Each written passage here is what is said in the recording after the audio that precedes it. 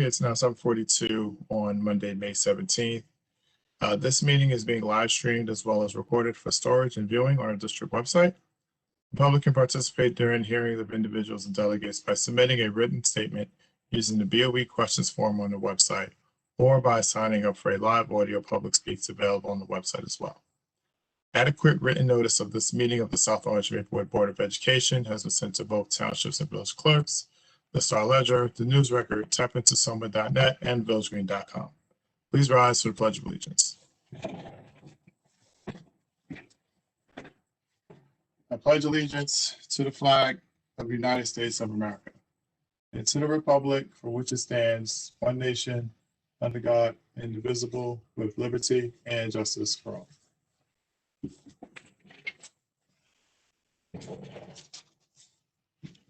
Mr. Gusher, please note for the record that board member Wright is having technical issues. We'll shortly.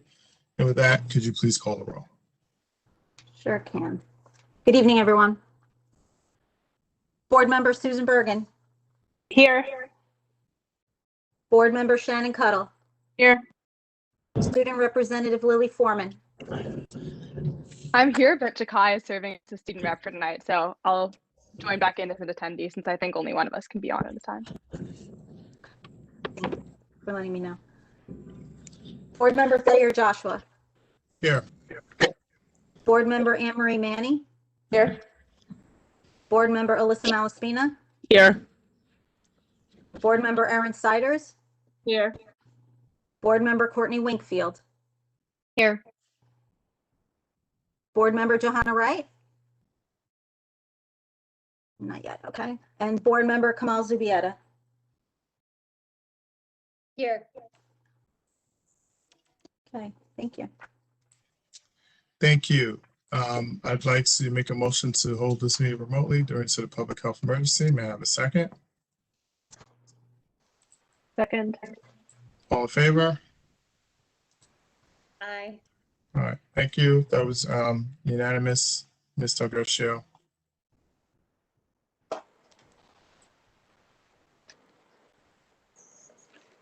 And with that, I'm going to turn it over to Student Rep Lawson McCray for the board recognition. Okay.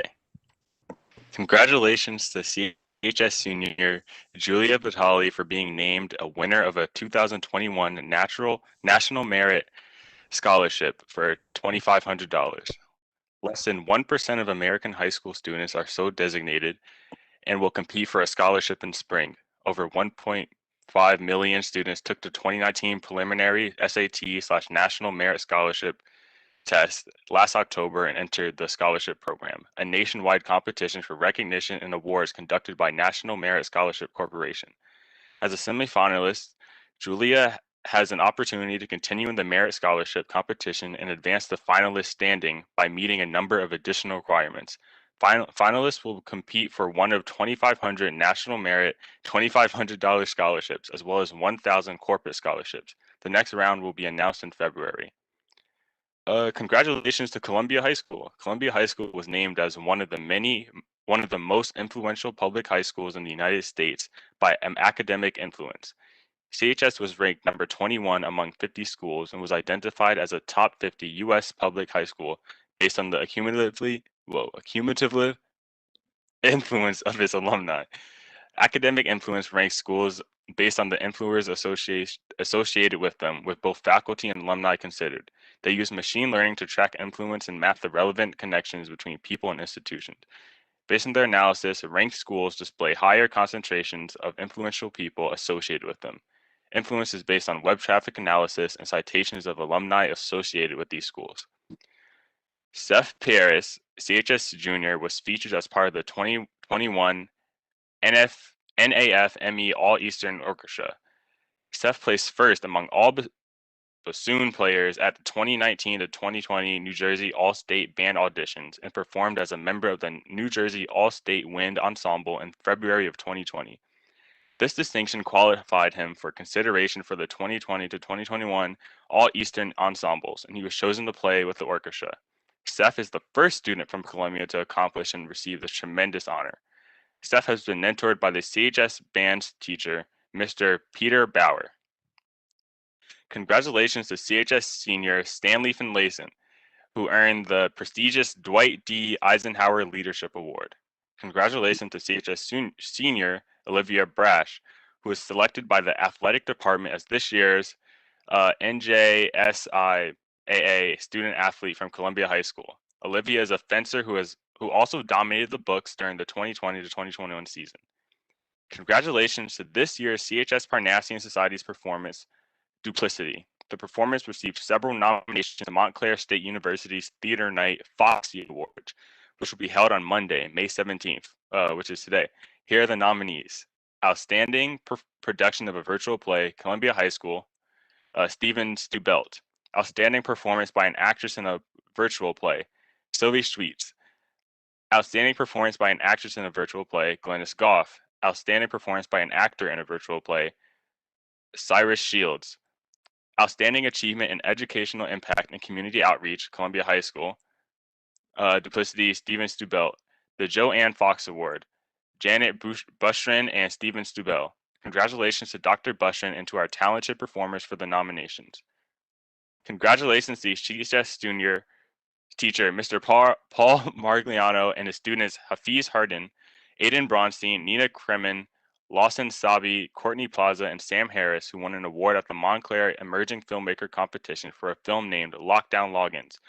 The award is called the 2021 EFC Showcase My COVID Life Special Jury Award. Congratulations to Psalms 7th grader Molly Graham for receiving an honorable mention for her submission to the North Jersey Transportation Planning Authority on Air Kids Future of Transportation contest. Teachers at Psalms circulated the NJ. Sorry. Ew, get out. Sorry about that. Teachers at Psalms circulated the NJTPA contest information, and Molly submitted her entry in March. In April, she received notice that her work was selected for an honorable mention in the 12 to 13 age group. Her work will be featured on the North Jersey Transportation Authority website. Okay.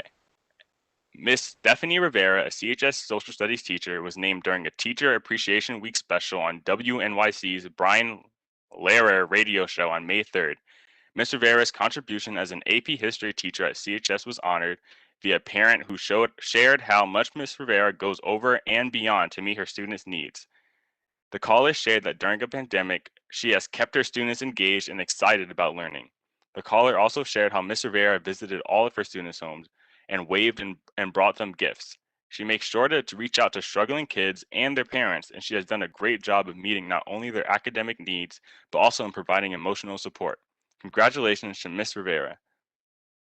From Maplewood Middle School, Mr. Rich Palmgren, a social studies teacher, appeared on the Kelly Clarkson Show in February, spotlighting his Dear Future Me project, which highlighted students from over 20 years ago. Mr. Palmgren was asked to participate in an audience of amazing teachers for the show episode, which was focused on spotlighting educators, with special guest star Laura Bush. As a special thank you, all teachers in the audience were giving a $5,000 Scholastic book giveaway donation for books for their district. The show will be airing this Tuesday, tomorrow, May 18th at 2 p.m. on NBC. And that's all I have. Thank you. Thank you. I know we received a late one. I can give it a brief update now, but we know will be included more thoroughly in next month's board recognitions. And let me quickly find it. So pardon me. Okay, so just want to offer congratulations to Mr. TJ Whitaker, Columbia High School English teacher, who was accepted as a National Endowment for Humanities Fellow this summer. He will spend 3 weeks with leading scholars in the field. He is one of 30 teachers selected from a pool of more than 200 applicants for the NEH Teacher Summer Institute, the Civil Rights Movement Grassroots Perspectives. The program is supported by a grant from the National Endowment of Humanities. And we'll make sure that gets in either this as addition to this month or in next month, so it's on the official record. Okay, I'd like to make a motion to approve the minutes from the April 19th executive and April 19th general meeting. Any updates, comments? All right, thank you. So those are now moved into the record.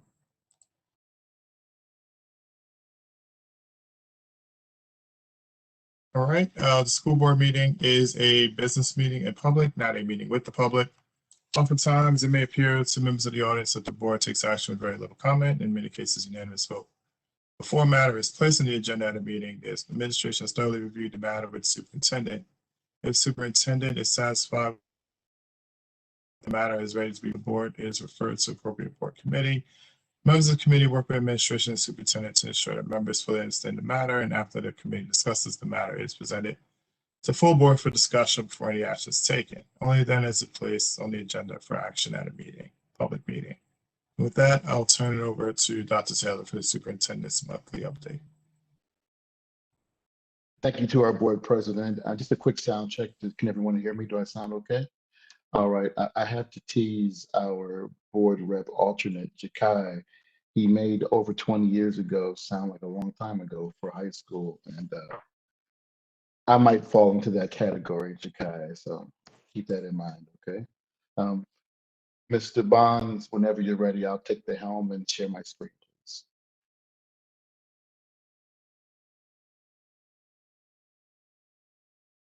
Thank you.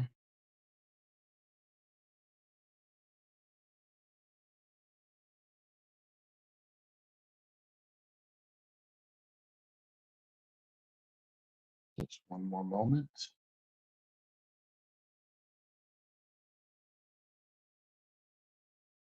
I just get a thumbs up that everyone can see. All right, thank you.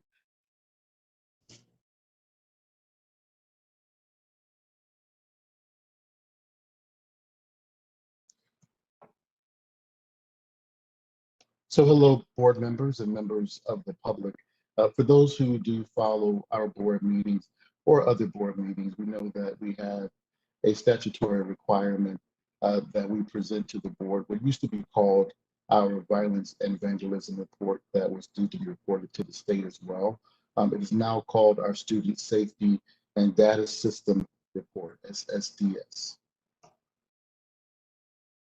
For a brief reflection, by law, all New Jersey public schools must use the SSDS, Student Safety Data System, to report all incidents of violence, vandalism, weapons, substance abuse, and HIV incidents that occur in their schools. And again, SSDS has replaced the previous violence and vandalism reporting system and also has replaced the HIV, harassment, intimidation, and bullying investigations, trainings, and programs system. So what is encapsulated in each of these categories? Just to show you here briefly that incidents are totaled and included in the areas of violence, vandalism, substances, weapons, and HIV. And so to further break down what is included in each of these categories, violence is of course associated with assault, fight, kidnapping, robbery, extortion, sexual assault, contact, threat, simple or criminal. And of course, vandalism could be represented by arson, computer trespassing, damage to property, false public alarms, theft, or trespassing. These incidents may total, but also may total differently year over year, of course. And within each of these categories, year over year, we try to capture this information and report it as accurately as we can to our public. So what we've done here, we have reflected on the last 10 years of what was reported as either a violence and vandalism report or an SSDS to try and show trends within our district. One thing that is, of course, very obvious is that being involved in COVID-19 and the virtual learning that has had to take place over the last 14 months or so has most definitely impacted these reports. So as you see, we have highlighted in red here what was our most concerning area last year, which was substance abuse. We spoke a lot about that in last year's presentation. And so while we are reporting that we have received 0 reports in that category, we do not have a delusion that that is still not a very concerning area for our district. So again, this is a year of anomalies, and this represents another when reflecting on the 10-year trajectory. A few things to point out. When you look at the number of violent incidents that were reported previously, you do see prior to our current school year a somewhat downward trend. Again, taking out this year as an anomaly, you can see that there are in previous years, 13, 14, 11, 12, when we had a significantly less number of students in our district, our numbers were significantly higher than the last few years of being reported. Just wanted to point out those trends and also the concerns that we have, that we know that this does not represent the challenge that we still face in this area. So just to share, again, a breakdown of incidents reported by school. And again, this is for the 2019 and 2020 school year.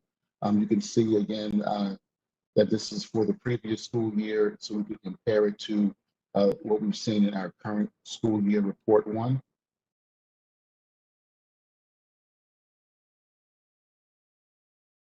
And comparing it to our current school year. And again, just for everyone's reminder, our SSDS reporting is about 6 months behind statutorily.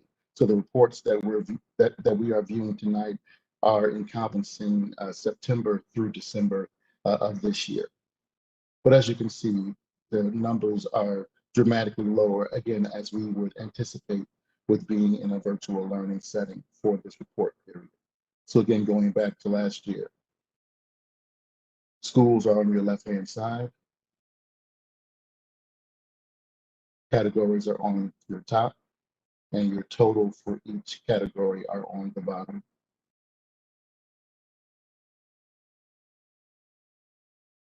So again, it's apparent that COVID-19 and virtual instruction was a huge factor in the decrease of these incidents. But again, to be totally transparent and in compliance with this expectation, we want to make sure that we still put on the public record what has occurred in our district during the report one time period. Again, HIV incidents also decreased, but they continue to be a serious concern, as nearly all of them took place in a virtual setting. We've spoken ad nauseum about social media and how huge a role it plays in the area of HIV. And as a district, we'll continue to take steps to make sure that our families and our parents are aware of how impactful social media and devices are when we are trying to protect our students from HIV incidences.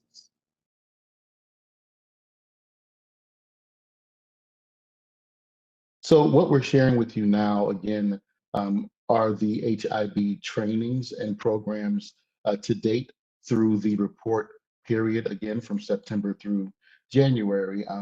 And one concern that we brought to the board early in the fall when we gave the report for the 2019-2020 school year was that in our self-assessment, some of our administrators, they did not recollect having training. So we want to make sure that we brought that to their attention, the trainings that were occurring with their teachers and administrators, and make sure that there was an accountability measure for attendance there. So as you can see, the number of trainings are listed for this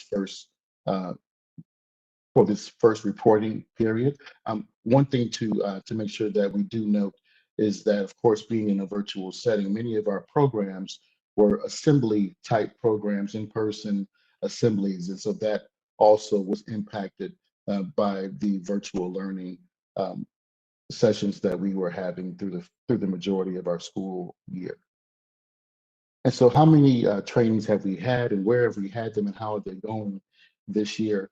This has been a real focus for ours this year. We've already trained staff who are new to our district and central office, staff members and our bus drivers and paraprofessionals and all school staff, including our administrators. The only school that's left to complete their training is Seth Boyden. We're still working to train some of our support staff, our custodians, our maintenance workers, some of the folks who don't have as readily available access to virtual technology.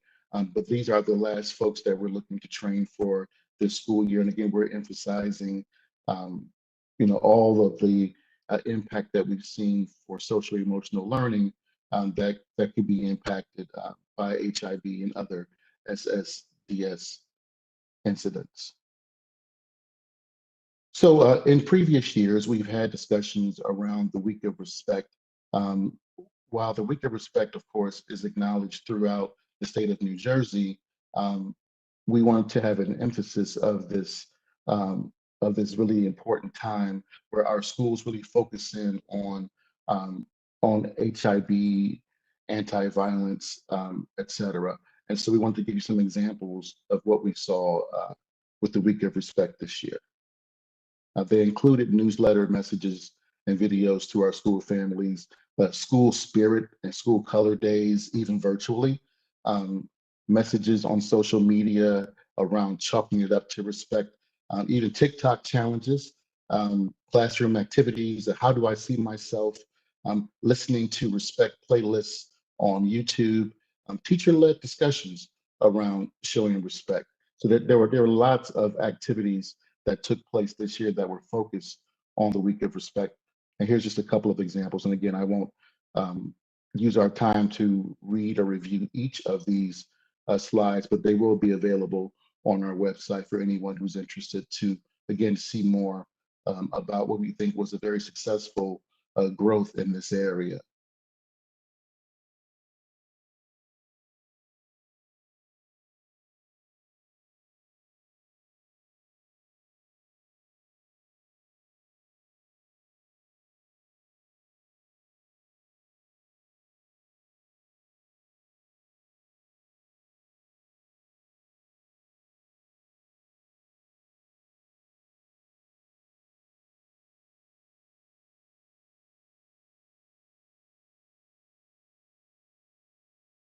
As you can see, there was a lot of creativity and a lot of sweat equity put into the planning of our Week of Respect that occurred in October, and we hope to improve and expand that when we're hopefully in person next October. So again, let's look at next year and next steps. We want to continue to focus our training for staff and administrators on our code of conduct that's being updated annually, the HIV reporting and investigating, as well as our data reporting, just to making sure that we're capturing that information. We did discuss with our board concerns around some of the hipster software glitches that we've been seeing in that web-based software that we'll be following up with. And although hipster can be used to track an investigation, HIV or code of conduct, such incidents need to be accurately reflected in hipster, but also reflected in our Power School module that collects that information, to make sure that that information speaks to one another and that we have a really accurate account of incidents that occur and the follow-up to them. So again, due to COVID and the virtual instruction platform, incidents across the board, again, were limited, but that does not mean that we have addressed and got rid of HIV and violence and vandalism forever in our district.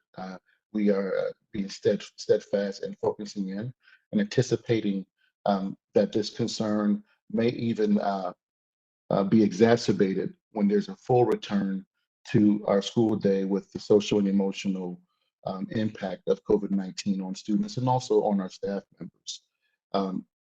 We also acknowledge that this was an anomaly and that having only one or a few incidents reported in SSDS will not most likely be what we see next year when we return.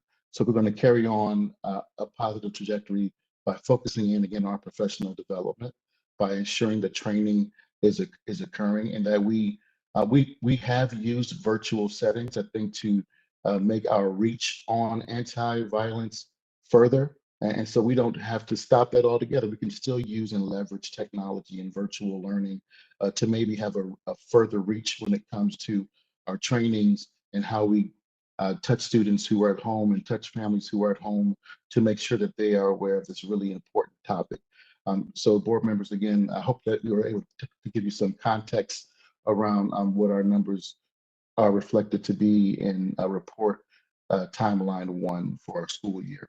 And I'd be happy to answer any questions that the board may have. Thank you, Dr. Taylor. Questions from the board? Doc, I have a question. Is it okay? Yes, go ahead, Board Member Wright.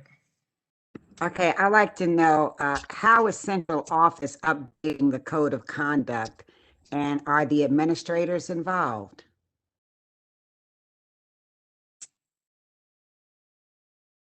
Thank you, Board Member Wright.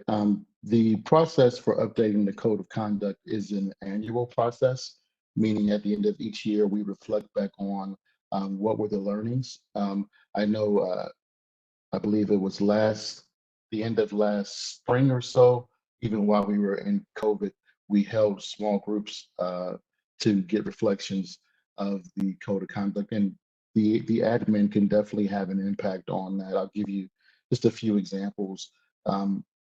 In speaking with our leaders at Columbia High School, one of their biggest concerns was really outside of HIB or the code of conduct. It really centered on attendance concerns and attendance support.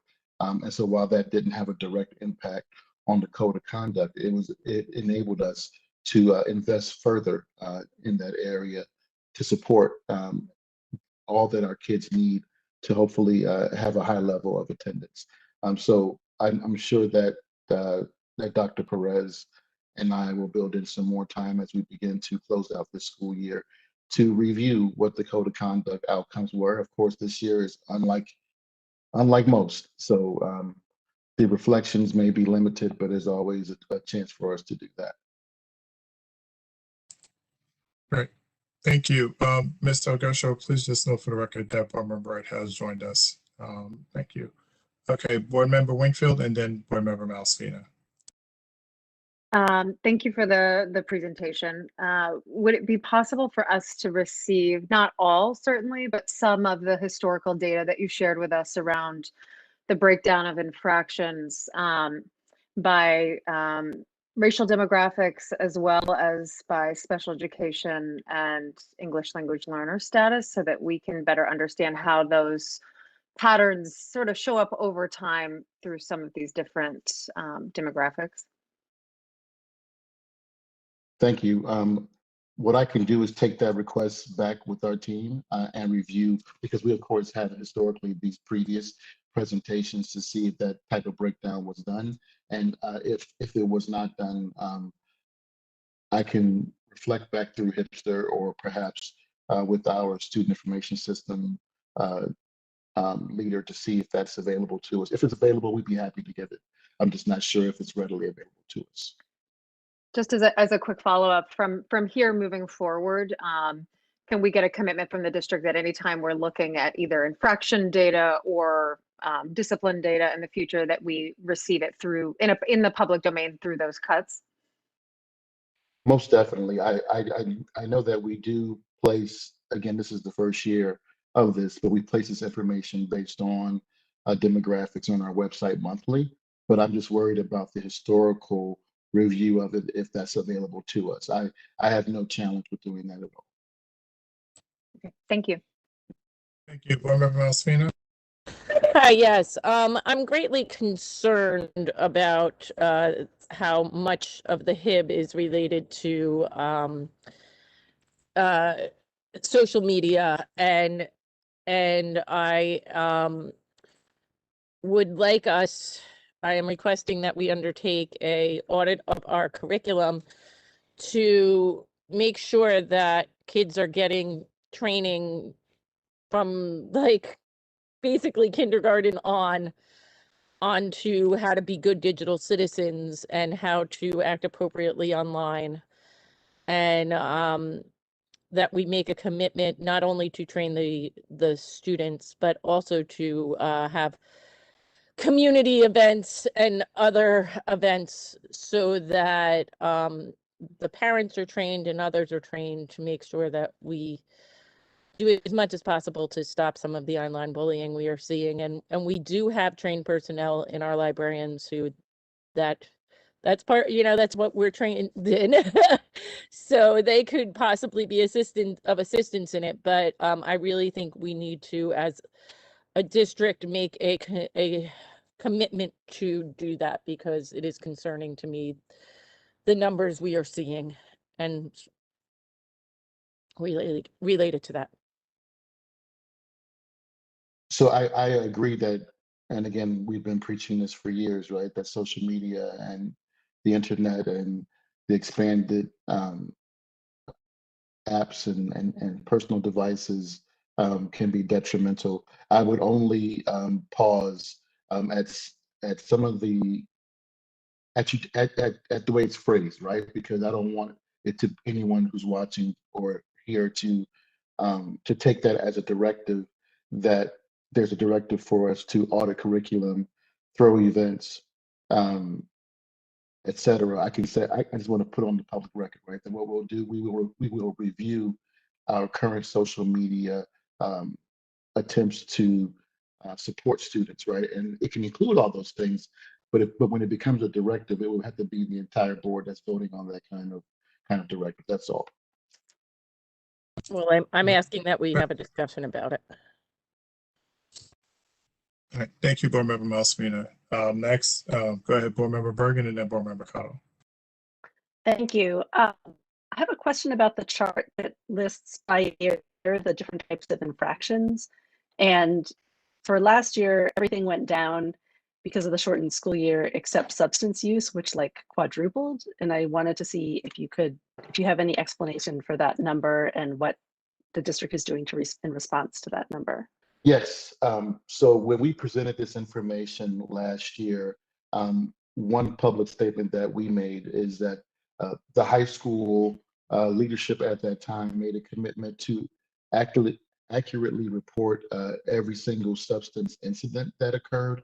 And that may not have been the past protocols where, again, I don't have the exact verbiage in front of me, but it was detailed in the previous presentation. I think that there was just a change in the recording mechanism, right? And what we shared with the board during their retreat last year was that we were publicly acknowledging that that was the most prevalent concern that we had regarding behavior at the high school, and that there was, we gave a by-month breakdown of when that spiked, and it was most certainly around homecoming, right? There were a lot of substance abuse incidents that occurred during homecoming.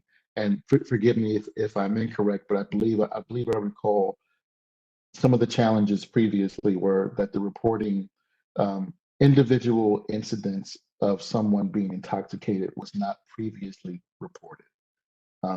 It was only when substances were found. So that was a key difference in, I think, some of the previous years' reports. Thank you. I guess that explains it, but it's still incredibly concerning how high the number is. Thank you. I agree. It was one of the pillars behind us pressing for additional social workers and mental health resources at the high school for this year. This is prior to COVID. Thank you. Thank you. Board Member Cottle. Thank you, President Joshua. Thank you, Dr. Taylor, for the report. When will the second half of the report be disseminated to the board and the public? So I believe we're on a 6-month type of cycle in our annual agenda. I think that we're going to go from October to May. I believe that is the swing. October for report 2, which would be where we are now, and May for report 1 for the again previous year. That's the cycle, I believe, and we'll update our annual agenda to make sure that it reflects that. So I guess if we are coming back from COVID and understanding that our students are struggling and having other additional issues that might not be reflected in this report or have been lifted up during this virtual time, that when they come back to us, as we've been talking about social emotional learning, student health, it may come back threefold, meaning in multitude of ways, or bubble up our students coming forward. So I want us to be prepared and have a trajectory of looking exactly what that might look like. Because although these numbers in incidences seem small, the substance abuse is still very much concerning. We know it's still a problem in our community. I also do want to say that I'm, absorbing the information that you have given us, but I look at the numbers and find it challenging. Personally, I always find it better for when, if I see 0 reported incidents of HIB or what have you, that to me doesn't necessarily overly reflect the true experience that students may be having. I'd rather see a report that has higher numbers to show true reporting, investigation, and or across the board collecting the data so we can better inform and address for our students and families. And I also do want to say, I know you highlighted the Week of Respect, and I was so very much pleased to see such a robust virtual Week of Respect this year. And it was great, and all of our schools did like awesome activities this year. But I will also say that this was also an additional rarity where even before my time on the board, and since I've been on the board, we haven't always done Week of Respect collectively as a whole or pushed out information. And that's a important point for October being Bullying Awareness Month. And then Student Violence Prevention Month is actually later in October. We didn't speak about that, what we did around that. Also a requirement under the law, but that should not be the only touchstone moment where we develop activities or hold conversations or spaces to talk about this. Issues around HIB and what that looks like, including interpersonal sexual harassment or violence, or how to be able to do better conflict resolution, being able to, and also to Board Member Malaspina's point, I've also brought up before, encouraged us to look at digital citizenship. What does that look like to us and manifest within our protocols and procedures? And so I acknowledge that this report is something that is required, but I'm hoping that we use it as a stepping stone to be better informed, especially once our kids come back next year. So that was a long comment, and I appreciate the patience for allowing it. So, but I thought it was important. Thank you. Thank you. Let's just a reminder to everybody to keep our questions and comments shorter as we move forward in an effort to streamline the meetings process. Go ahead, Dr. Taylor, please respond. Just thank you for that. And I hope that I emphasized enough during this presentation that we're not holding up these low numbers as an achievement, right? This is a result of a pandemic. And we're not glossing over this as now we've solved this challenge. Far from the truth. And I hope that, in speaking about accuracy, that the spike in numbers that Board Member Bergen referenced reflect our aim to be honest and to be accurate. That doesn't solve anything to not have numbers that reflect what's occurring. And so I 100% acknowledge both you and Board Member Malaspina's comments about being good digital citizens. And definitely will investigate that. Thank you. Thank you. Any other questions? I All right, have, thank you, Dr. Seth. Okay. Board Member Wright. Dr. Taylor, with the code of conduct, do we have the community members involved in that? We've been working on that for quite some time. Are there any community members? And the other thing is, how was there a glitch in Hipster? And if we don't have anyone trained as Seth Boyden, are those numbers 0 other places because we don't have others involved or trained in HIB? So regarding those folks who take part in our code of conduct review, we're not yet at that review stage for this year. But I know in previous years, the last 18 months or so that I've been here, multiple times we've had community members involved in that review. And I think that the board has seen comments from those community members, via email that they were sent. Regarding a particular school and that particular ABS, anti-bullying specialist, and their access to HIPSR, I wouldn't be able to comment on that in such a granular way, but I can definitely note that. Dr. Perez and myself, we note that, and we will follow up. I know that the training has been constant I can hear it coming through the walls as I sit in my office. It's been a real focus of ours this year. And part of the way that this should work, right? One of the reasons that it's a focus of ours this year is because of the self-assessment that the board approved that the district participated in earlier in the fall. But I definitely acknowledge that, you know, we do an annual review of code of conduct, and we'll follow the same steps that we have annually since I've been here. Thank you, Dr. Taylor. Okay, we are now at time for the president's report. Let's pull it up. Give me 1 second. So, good evening, everybody. The Essex County School Boards Association meeting is this Wednesday, May 19th. I believe it's at 7 p.m. I may have the time wrong. Apologies. And our own board member, Shannon Connell, is nominated for County VP for legislation. So good luck to board member Connell.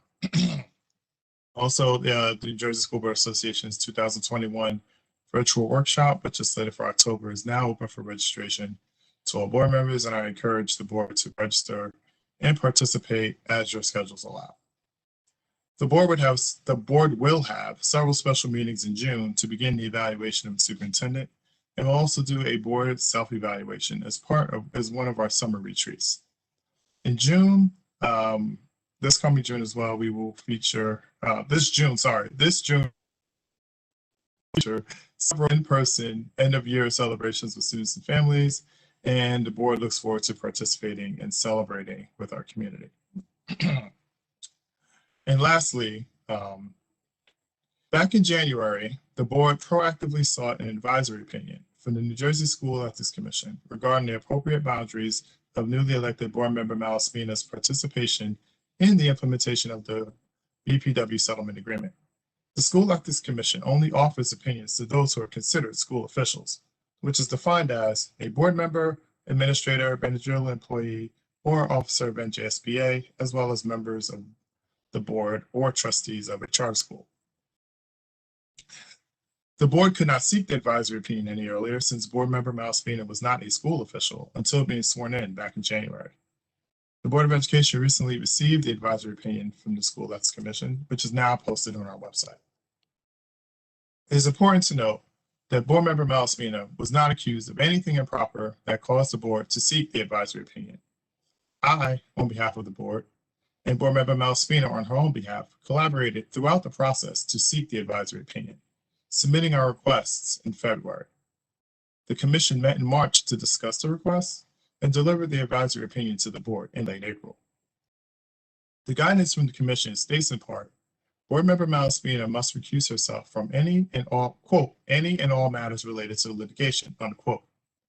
The board has met with our counsel to discuss how to interpret the guidance provided by the commission to determine what on our annual agenda should be considered, quote, matters related to litigation as outlined in the document, unquote. So the board expects to have a framework shortly that will cover most matters, but will continue to seek the council's advice when necessary to determine if a particular agenda item or discussion is considered a matter, quote, related to the litigation, unquote. Per board member Malaspina's suggestion, part of our process going forward will be to indicate what items on the meeting agenda, either here or in committee, are ones she must recuse herself from participating in either discussions or votes. For example, Resolution 4147B on this evening's agenda covers Policy 5120, which is related to the district's integration plan. The plan is noted in paragraph 4 of the settlement agreement and is therefore a matter related to the litigation.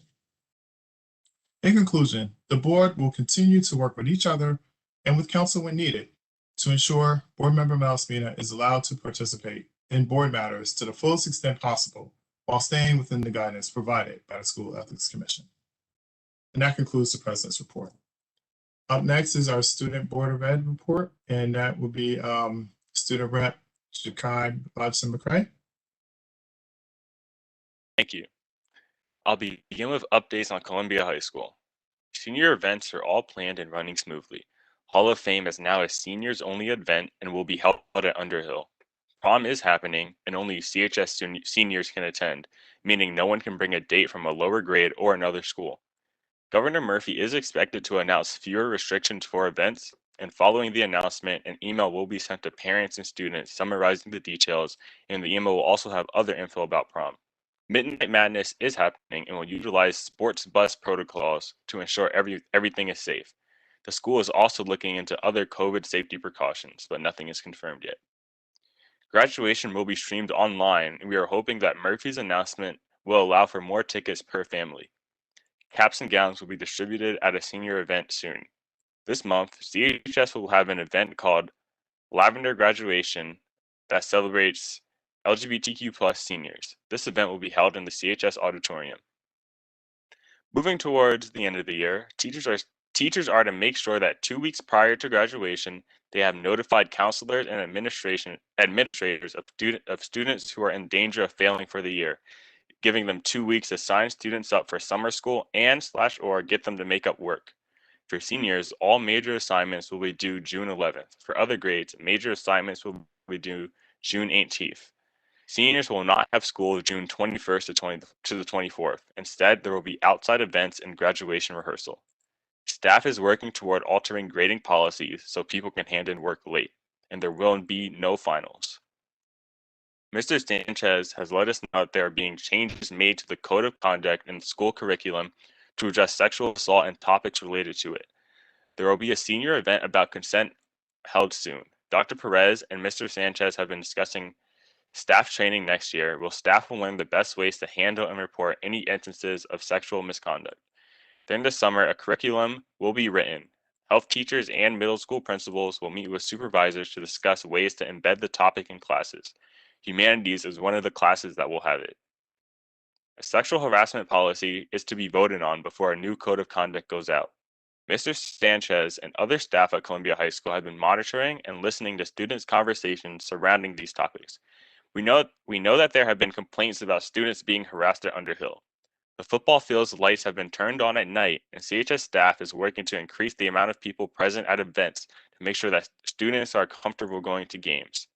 Mr. Sanchez is working to ease 8th grade transition into freshman year. There's a school in action night planned, and 8th graders are invited to the school in June for a tour. Fall planning is hoped to be done soon so that it can be announced next month. That's all. Thank you. Thank you, Mr. Lawson McCray. Thank you. We are now at the time for public speaks, known as hearings of individual delegations.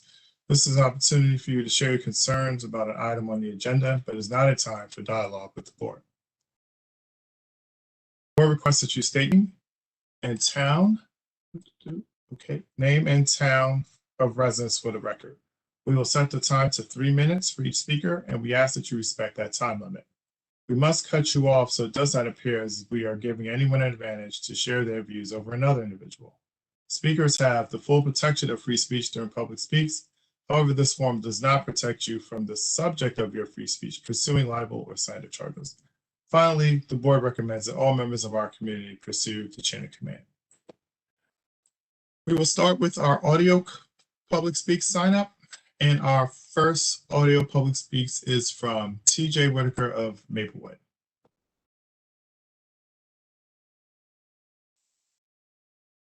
I do not see TJ Whitaker on the attendee list.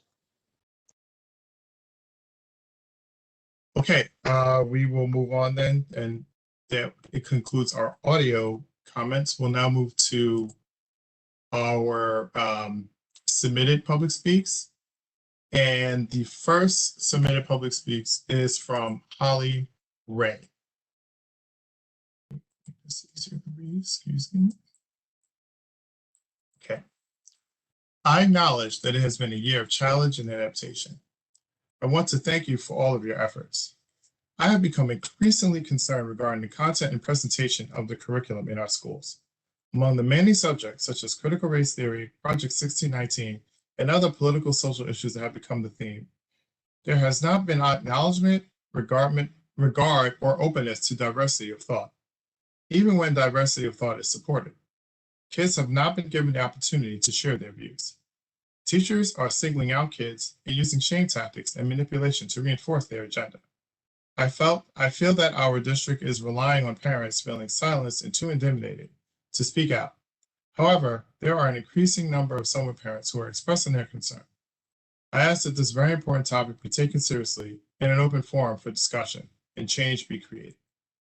Again, that was Holly Ray of Maplewood. And that concludes our first public speaks.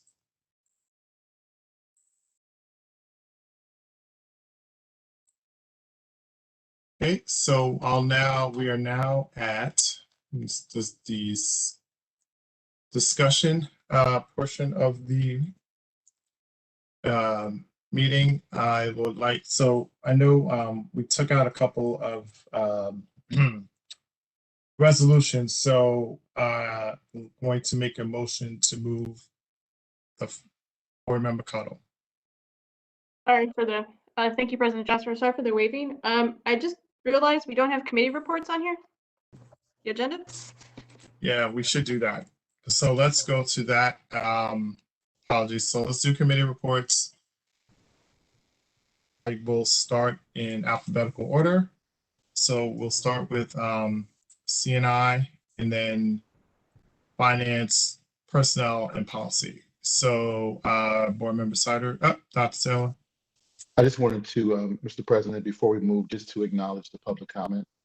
Go ahead. And again, not to give a long response, but that is acknowledging it. And for any parent who has concern around the curriculum that their children are receiving, their first person to speak with is the teacher who is engaging with their child. And if they're not satisfied with that interaction, they can move up the chain of command, as we've noted before, to their assistant principal and principal, et cetera. They can always feel free to send me a direct email and we will investigate any concerns. I want to put that on the public record. Thank you. All right, thank you. Okay, so now let's move to the committee reports. Board member Siders, are you ready? I am ready. All right. All right, so CNI met on Tuesday, May 11th. All board members were present. We had several presentations. The first was from Dan Lemon, the Regional Director of Effective School Solutions, also known as ESS. The ESS program has been at Columbia High School since the 2012 to 2013 school year. It provides structured mental health support that can be delivered in a public school setting with clinical supports within the school day. The goal is to serve students in the least restrictive environment, known as LRE, and to keep them in their home school or bring them back in district. Included in this program is family intervention, daily group therapy, and one-to-one clinical sessions. There are roughly 34 students in the program, 4 clinicians with a caseload of 9 to 10 students. Demographics of the students in the program match the Columbia High School student population. I think roughly it was about 65% of the students are white and maybe about 30% of the students are Black. Students are referred to the program by CHS staff, such as child study team or guidance counselors. The average program duration is 1.5 to 2 years. And rising ninth graders are also engaged in the program in that they are aware of the program. Some ninth graders may be, or current 8th graders may be in the program, but they are given opportunity to become acclimated to the program. Another presentation we had was around social and emotional learning. We had a consultant, Steve Fidelity, and Marilyn Davis, who is from Montclair State. Their proposal is to provide social and emotional support in fall 2021 to help build capacity within the district. Their training, their SEL program is trauma training, adverse childhood experience training, and anti-bias, anti-racist community of care. They are currently providing support at MMS. We had a presentation from an organization called Batil, who their specialty is the Portrait of a Graduate program. They are consultants who would help facilitate the Portrait of a Graduate work within the district. They would assist with the vision and the strategy portions of this work, data gathering, meeting facilitation. I believe we talked about Portrait of a Graduate at the last board meeting. There are, I think, close to 100 people who will be participating in this work, from board members, admin, administrators, district administrators, district teachers, community members, and families. The board members did express concerns about this particular consultant. The concerns were around the cost of using a consultant, the deliverables that the consultants will be presenting, and the implementation plans, and the lack of equity mentioned in their presentation, and concerns about the ability to understand our district needs. We also had a presentation on just some expanded information on high school data. Ms. Bawasone, Director of Guidance, gave a presentation explaining some information around interventions used to support students. Ms. Bawasone talked about the Cougar Academy pilot, which is a program for overage and undercredited students. She gave us information regarding a ELA component of this pilot. There are roughly 23 students in the pilot who failed ELA last year. I believe she said that the program has, I guess, 10 students per class in it. So of these 23 students, currently 65% of them are passing ELA. Of those passing students, 86% are failing other courses, and of those passing students, 69% are failing all other courses. Obviously, there's still work to do with this, but the pilot seems to be making some minor gains, some minor success, and Ms. Bawasone is looking to expand the program next year. And I think the final piece that I have is on special services. The DLM, which I can't remember what DLM stands for, I'm sorry, but it is the testing that special needs students need to complete. All those students will be completed testing by next Friday, which I believe is this Friday. For preschool, we have roughly 260 students who will be placed in the preschool program, and that the district did not have to run a lottery this year. And families should be getting a letter this month about their incoming students.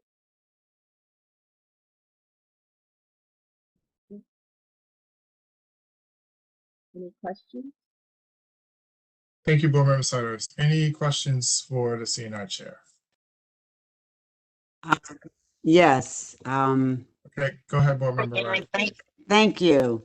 What are the demographics of the students that are receiving mental supports in ESS? Is there She anything? said 60% white, 35% black. I think that's what I heard. Is that right? That is correct. Okay, and there was nothing on implicit bias again. Is that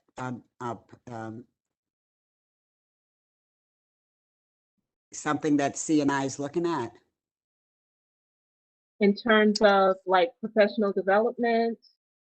In terms of supports for kids' professional development, and I also noticed that there was no specific data from the Cougar Academy in terms of who's taking advantage of it. It doesn't give we don't have a breakdown of race or gender, right? I do not have a breakdown of gender in my note. I did make note that for Cougar Academy, I believe, so I think it was 23 students in the ELA program. It looks like 22 of them are Black, one student is white. Wow. So what's their progress? Hold on, remember, I'm going to see if anyone else has questions before I'll come back to you. Anybody else have questions for the CNI committee chair? Okay, board member Wright, go ahead. I was wondering what's the progress like for these students and the demographics, you know, of the Cougar Academy is We're losing you. Can you repeat that? what about the demographics of the Cougar Academy? And I was asking what was the progress of the students that, you know, the Yeah, I students think of board color, member Siders what's going on? just said, yeah, you just said 22 I were didn't- black, one was white. Yeah, and I didn't get a breakdown of those 65% of the students who are passing. Because the majority of the students are black, the majority of that 65% are black. Okay, well, but wow. Yeah. Were the failing students referred to IRNS? trying to remember if that was mentioned. I know Ms. I don't- Johnstone did talk about INRS, but I can't remember what what she said was happening with the students who are still failing Okay. that course. Okay. Thank you. Let me Thank you. let Dr. Taylor respond. Okay. Yeah, I just wanted to provide just a little more context. Board members who were on the board last summer, we gave you a proposal from the newly hired director of guidance, and this is what it was about. It was about giving specific interventions for students who showed a need for it as they were elevating from one grade level to the next. And it was a pilot, a small pilot, as our VP Siders has noted. One important piece that was shared with the CNI committee was that students were positively impacted by the classes that were designed via the Cougar program, right? Like that's what we were able to show, that students were these same students were much more successful in the classes that were via this design with smaller numbers, more intervention opportunities, et cetera. And so that's why I believe Board VP Siders noted that it had some positive outcomes that were driving towards the board's investment in more opportunities per the budget that you just approved for some of those similar designs for students who had a similar outcome. So again, just to be really quick, students had a more positive trajectory in the classes that were designed in this pilot than in their other classes. I hope I made. Thanks, Dr. Taylor. Go ahead, board member Zubieta, and then board member Malaspina.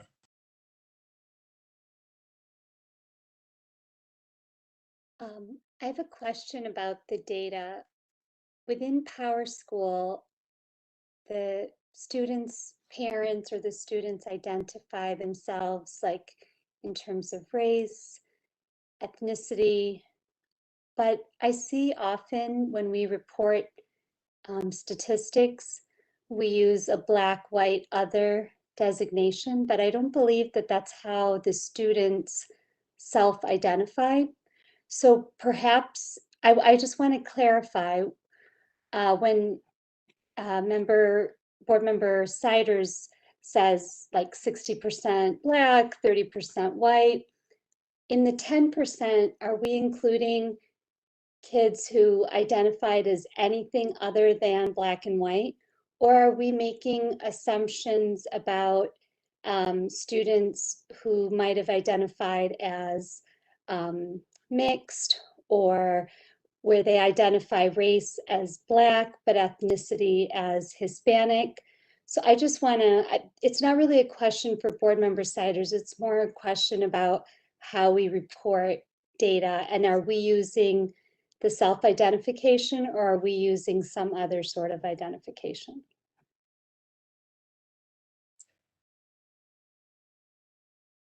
Thank you. Would that be for, I don't know, Dr. Freeman, Dr. Taylor?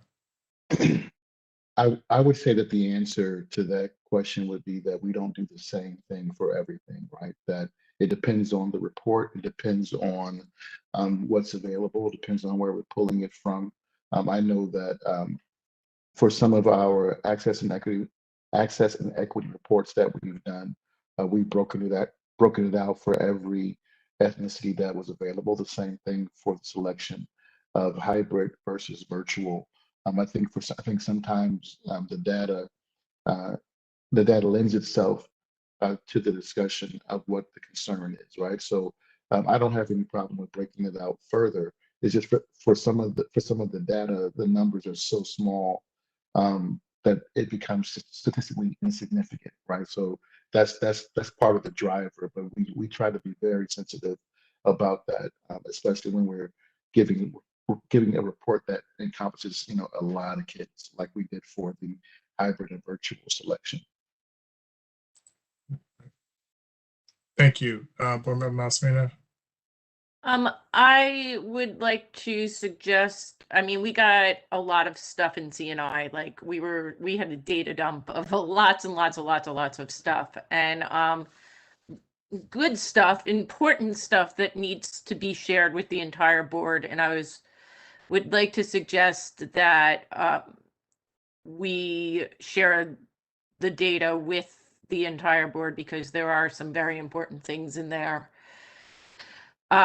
that would answer some of the questions that Ms. Wright and others had. So if there is a possible way for that to be done, I really believe we need to do that, because I feel like we've been too siloed.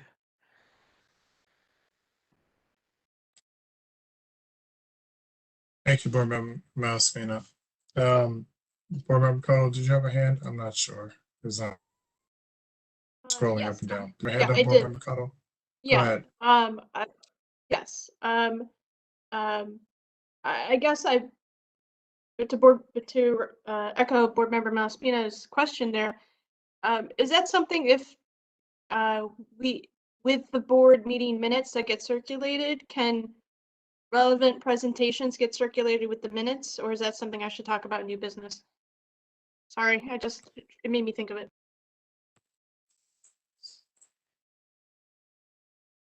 What was that, Ms. Butler? Can be discussed as part of this All right, topic. go ahead, Dr. Hill. Yeah, I was just going to say that, we are amenable, all of these presentations are in shared folders, so it wouldn't be difficult for each committee admin liaison to share access with every board member. My concern would be just overwhelming board members with information that, without context. I know that our CNI meeting was long, but you had, folks there to have the conversation to present to you versus sending you a presentation cold without any verbal, direction in there that it might be, the context may be lost. That would be my only concern. Again, I've offered to, again, if we would like to be able to record maybe some of the presentations and make them, more easily digested, right? Looking at just decks and slides can become very redundant. But if it's the will of the board to share the folders for each of our committee meetings, I would not have an objection to it.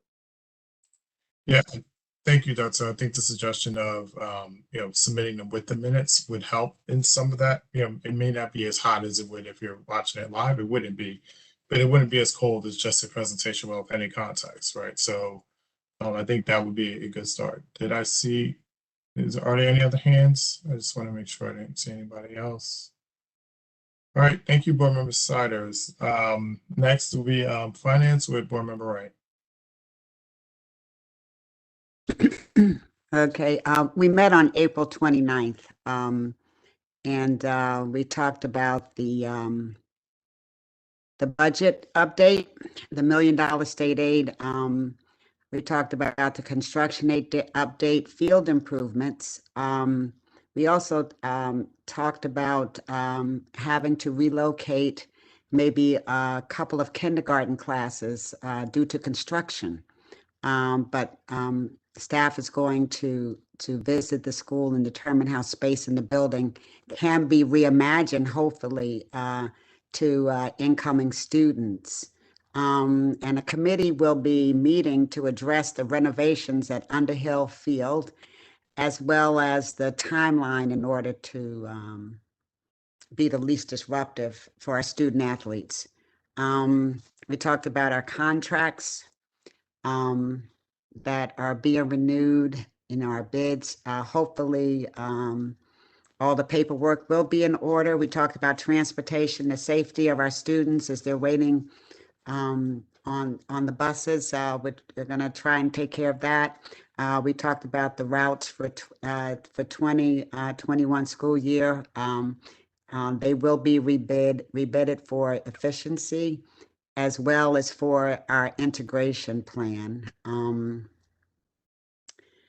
We talked about the shuttles, the Seth Boyden CHS shuttle. Maybe the township can provide service. Board member, one of our board members is going to look into that. We talked about the Danielson training, the portrait of a graduate. Mr. Bond certainly explained some of the things that we needed to deal with in terms of cyber attacks.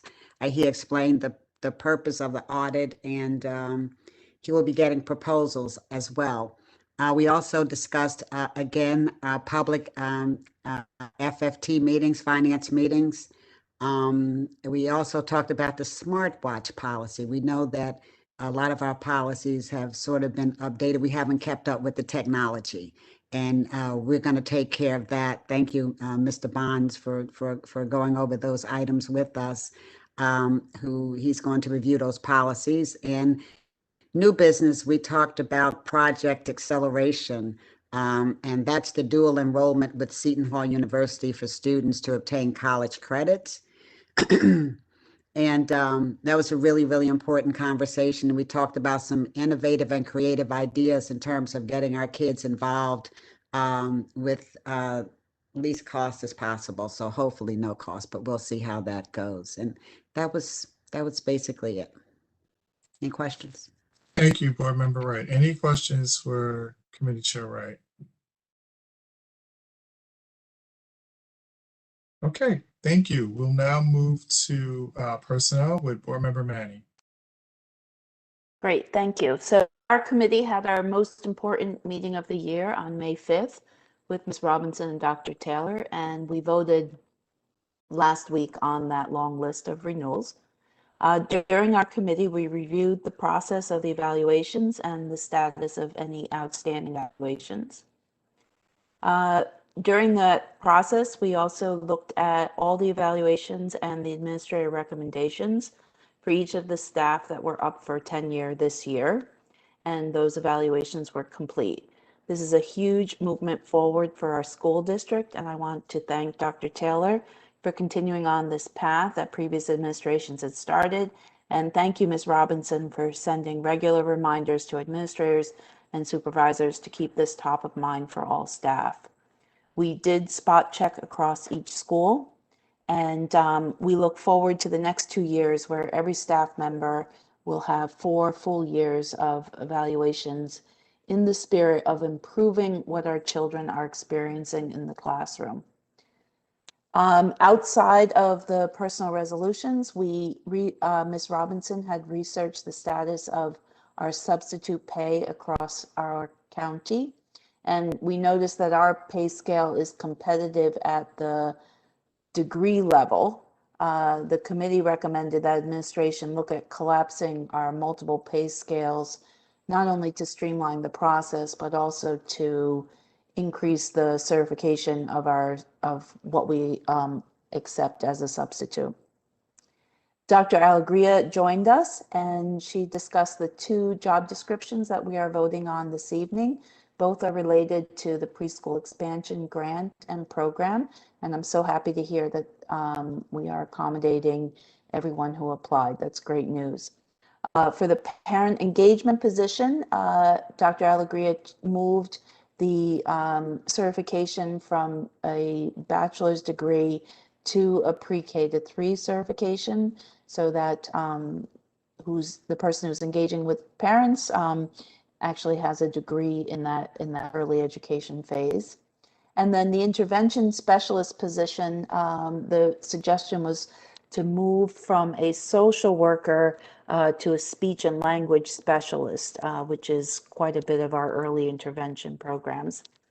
And then on top, inside the personnel packet that we're voting on this evening, you'll also see that the summer school personnel are being appointed and that planning is well underway for the summer.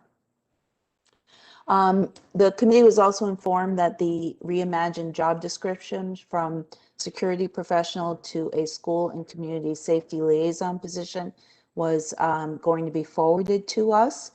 We didn't have a chance to talk about it during committee, but I've circulated that job description to all board members and am soliciting feedback, and we'll consolidate that and bring that back during our committee meeting in June, sorry. Dr. Taylor, the initial feedback is that we do need to make sure the person has some experience working in a school setting. And then the other piece is, how do we balance having the qualifications that they can appropriately interact and support not only mental health issues, but also substance abuse or use intervention. In our packet, in the financial resolutions, you'll see that we're accepting the Danielson training program for our staff, our administrators and supervisors. The Danielson Group supports educators and school systems across the country and around the world to create professional learning systems that equip, inspire, and empower teachers in their pursuit of equity and excellence. The training is not just how to fill out the evaluation, but it is really to identify the practices and evidence in the classroom and to support teachers in improving their classroom practices. And then finally, speaking about training, from our previous board conversations, administration has also added a training program for Title IX. Again, Dr. Perez is not the only Title IX regulator. She is the appointed coordinator for the district, and everyone in the district needs to comply with this Title IX law, and the training will involve multiple staff members. And that's all we have. Thank you. Any questions for Board Member Manny? All right, move on to policy. Board Member Bergen. Thank you. The policy committee met on May 12th for about 2.5 hours. We have 9 policies for second read to vote on this month. The first is 2362, the library policy, which is being abolished because it's been incorporated into resource materials. 2415.02, Title I fiscal responsibilities. I'm doing them in number order. 2530, resource materials. This policy has been updated since the first read to include more information about who selects and approves materials, and also to add a statement regarding the First Amendment. 5120, assignment of students, is the elementary integration policy. Since last month, we removed a paragraph about professional development, and that paragraph will be added into another policy about staff training instead of being incorporated into this policy. 5533, student smoking. Board Member Malaspina has a comment on this policy that we can discuss later at the appropriate time. 5756, transgender and gender nonconforming students. We're very fortunate that Board Member Cuddle was involved in updating this policy. And as the district considers regulations for this policy and is planning our graduations and end of year celebrations, we hope that care will be taken to prevent dead naming at graduation this year and in years to come under this policy. The next one is 6112, reimbursement of federal and other grant expenditures. 6311, contracts for goods and services funded by federal grants. And 7441, electronic surveillance on school buildings and on school grounds. Board Member Maney had a comment or question about this policy that we just got a response to that maybe we can discuss when we discuss all of these policies. Those are all the ones that are on to vote tonight. And then we have one policy on for first read, 5300, automated external defibrillators. which has no substantive changes. And then we're proposing to abolish a few policies and doing a first read of abolishing them tonight. 3 of them are policies that were identified by Strauss-Esme as no longer needed. The first is 2320 independent study. Abolishing the policy will not remove the ability of students to do independent study. It will still be in the course manual. We're proposing to abolish it as that is the Strauss-Esme recommendation after they've reviewed our policies. 5465 early graduation. These provisions have already been incorporated into policy 5460 on graduation requirements, so it's no longer needed. 8441.1 use of defibrillators. This policy is redundant with 5300. And 8110 attendance areas. This policy is being proposed to be abolished because it is no longer relevant given the elementary integration policy in 5120. Finally, the sexual harassment policy 5471 is not on the agenda tonight because it is still undergoing revisions. It will be reviewed by Title IX consultants before coming back to the board. We also have several more involved policies that are under review or being revised and will be coming to the board in the next few months. The district is also revising 5124 regarding student transfers so that it will be consistent with the integration policy 5120 and with the transportation policy 8600. And the migration to Strauss-Esme hosting our policies online is almost here. The district received login information to begin to test it out and use it. And in terms of how changes in policy that are made at board meetings are communicated to staff and the community, the district is going to begin to communicate those policy changes and information about more meetings in a monthly newsletter to the SOMSD community. And that's all I got. Thank you. Thank you, Board Member Bergen. Any questions? All right, thank you. And that concludes the committee reports. I believe we are now at discussion, the discussion portion of the meeting. And I know there's been some changes. I just want to get this right.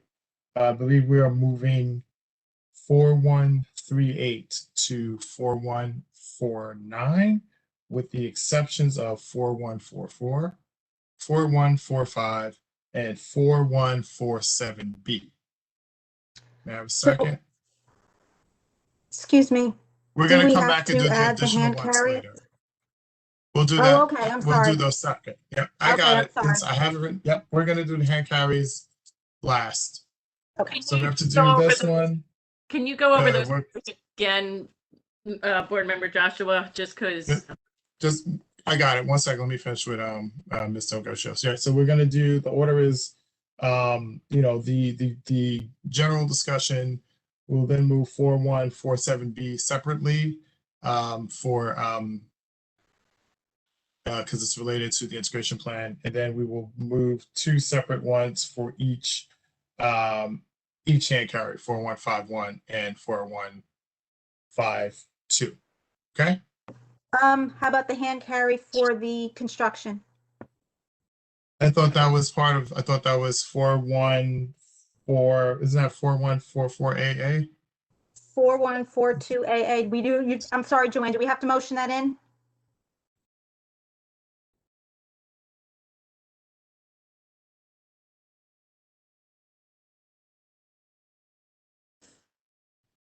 Yeah, I thought we already had that, which is why I didn't think it would need to be somewhat separate. What about 4142U as in Ulysses? I do not have AA on my agenda. That's right. I heard you. I got you. I'm coming back to you. But 4142 AA is supposed to be the That's one of the hand carries because that wasn't finalized until this morning. right. Okay, so then that will be, sorry, can I do the, all right, so can I, I'll rephrase this. We'll do the general one first, minus any, minus any that are coming up now. And then we'll do the 414, the policy one related to integration. And then can we just move the 3 hand carries together and I'll read them all at once. Well, one at a time. All right, just to make it more efficient. All Okay. right. Thank you. Thank you. Board member Wright, you said 4142U. So I have that one. I would like 4142A. 4142A. Yes. All right. Okay. Anything else? Yeah, whatever is, where's the HIB one? Like applying the HIB report? I'm trying to find it. Sorry. Which one? Are you talking about the hand carry or are you talking about? No, the one that is like our monthly HIB report. Accepting the monthly HIB report. I'm looking for it. Sorry. Everything's all out of place. 4148. All righty. So I would like to make a motion to move 4138 through 4149 with the exceptions of 4144, 4145, 4147B, 4148, as well as 4142A and 4142U. May I have a second? Board Member Cottle. President Joshua, so a point of clarification, please. So we're moving for adoption or moving for discussion? Discussion. Okay, just want to clarify because I wanted to, I made a note that I wanting to bring up 4149, but just want to make sure that that was in the, if that's, we're moving for discussion. We are 4149 is part of my motion to discuss. Okay, thank you. Just was trying to keep track. Thank you. Second. Second, thank you. Yep. Yes, Mr. Garcia. Do you Oh, need I'm it? sorry. I And then missed Dr. I Taylor. missed who the second was. I remember Manny. Dr. Taylor? 4138 Yes. is not on my listing. I know what it is, right? It's the previous. So it's on my attachment. I don't, Okay. I guess it's on my attachment list. So we have it. They carried Yes. over from the previous meeting. Got it. All right. Correct. Oh, that.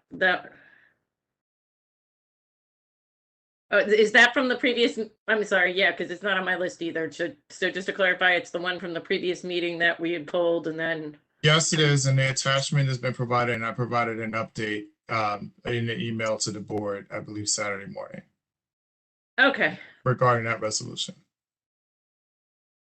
All right. So what's that? It was. Can you just tell me the number again? I'm sorry. 4138.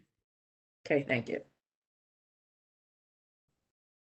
Okay, just to repeat, just to make sure everyone's got it. I am making a motion to move to discussion. Resolutions 4138 through 4139 with the following exceptions. 4142A. Excuse me, 414. Joshua, I'm Yes, sorry, but you said 4138 through 4139 instead of I'm 49. sorry. Thank you. Now we'll start over. My apologies. I'm making a motion to move for discussion the resolutions 4138 through 4149 with the following exceptions. 4142A, 4142U, 4144, 4145, 4147B, and 4148. May I have a second? Second. Second. Thank you, Board Member Cottle. We are now at discussion for the resolutions I just mentioned.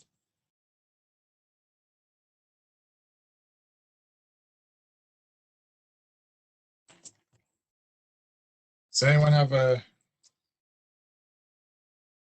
Yes, Board Member Zubieta. Yeah, I just 4142Z. It's about the summer school rates, and Yes. I want to. I know that it's just establishing the rates, but I wonder if it should include language about that those rates are waived for students and reduced much. I believe the resolution states that those may be Oh. waived for those facing economic hardship at the top of the resolution. Oh, let me look again because I looked at it this afternoon and I apologize that I did not see that.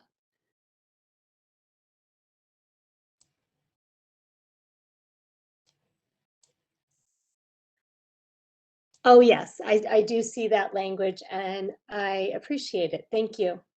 Thank you. Thank you. Any other discussion? Okay, moving to close. Board Member Bergen. Sorry, I just know that I had received comments on 2 policies that we're voting on tonight, and I didn't know if the people who sent them wanted to discuss them with the board, or if they've been addressed. Oh, no, I do. Is that, I wasn't sure if 4147 was in that. Sorry. I think those policies are in this discussion now. Policy, yes, 4147A is included. Thank you so much for bringing that up and catching that. All right, so Bergen. before we go to that, I see Board Member Cuttle has a hand, so I'm going to go there, and then Board Member Malspina, I'll come to you next. Go ahead, Board Member Cuttle. Where did you go? There you go. There you go. Go ahead. I can go after that discussion. Okay, thanks. Board Member Malspina. I have concerns about the language in the use of tobacco products, especially the second page, the first paragraph, where it states, and let me get through it, so get to where I need to so I can have it. It says, in the event the principal or designee, after inspection of the confiscated items, has reason to believe the items may have contained or may contain a controlled dangerous substance or a controlled dangerous analog pursuant to, and I'm not going to read all that part.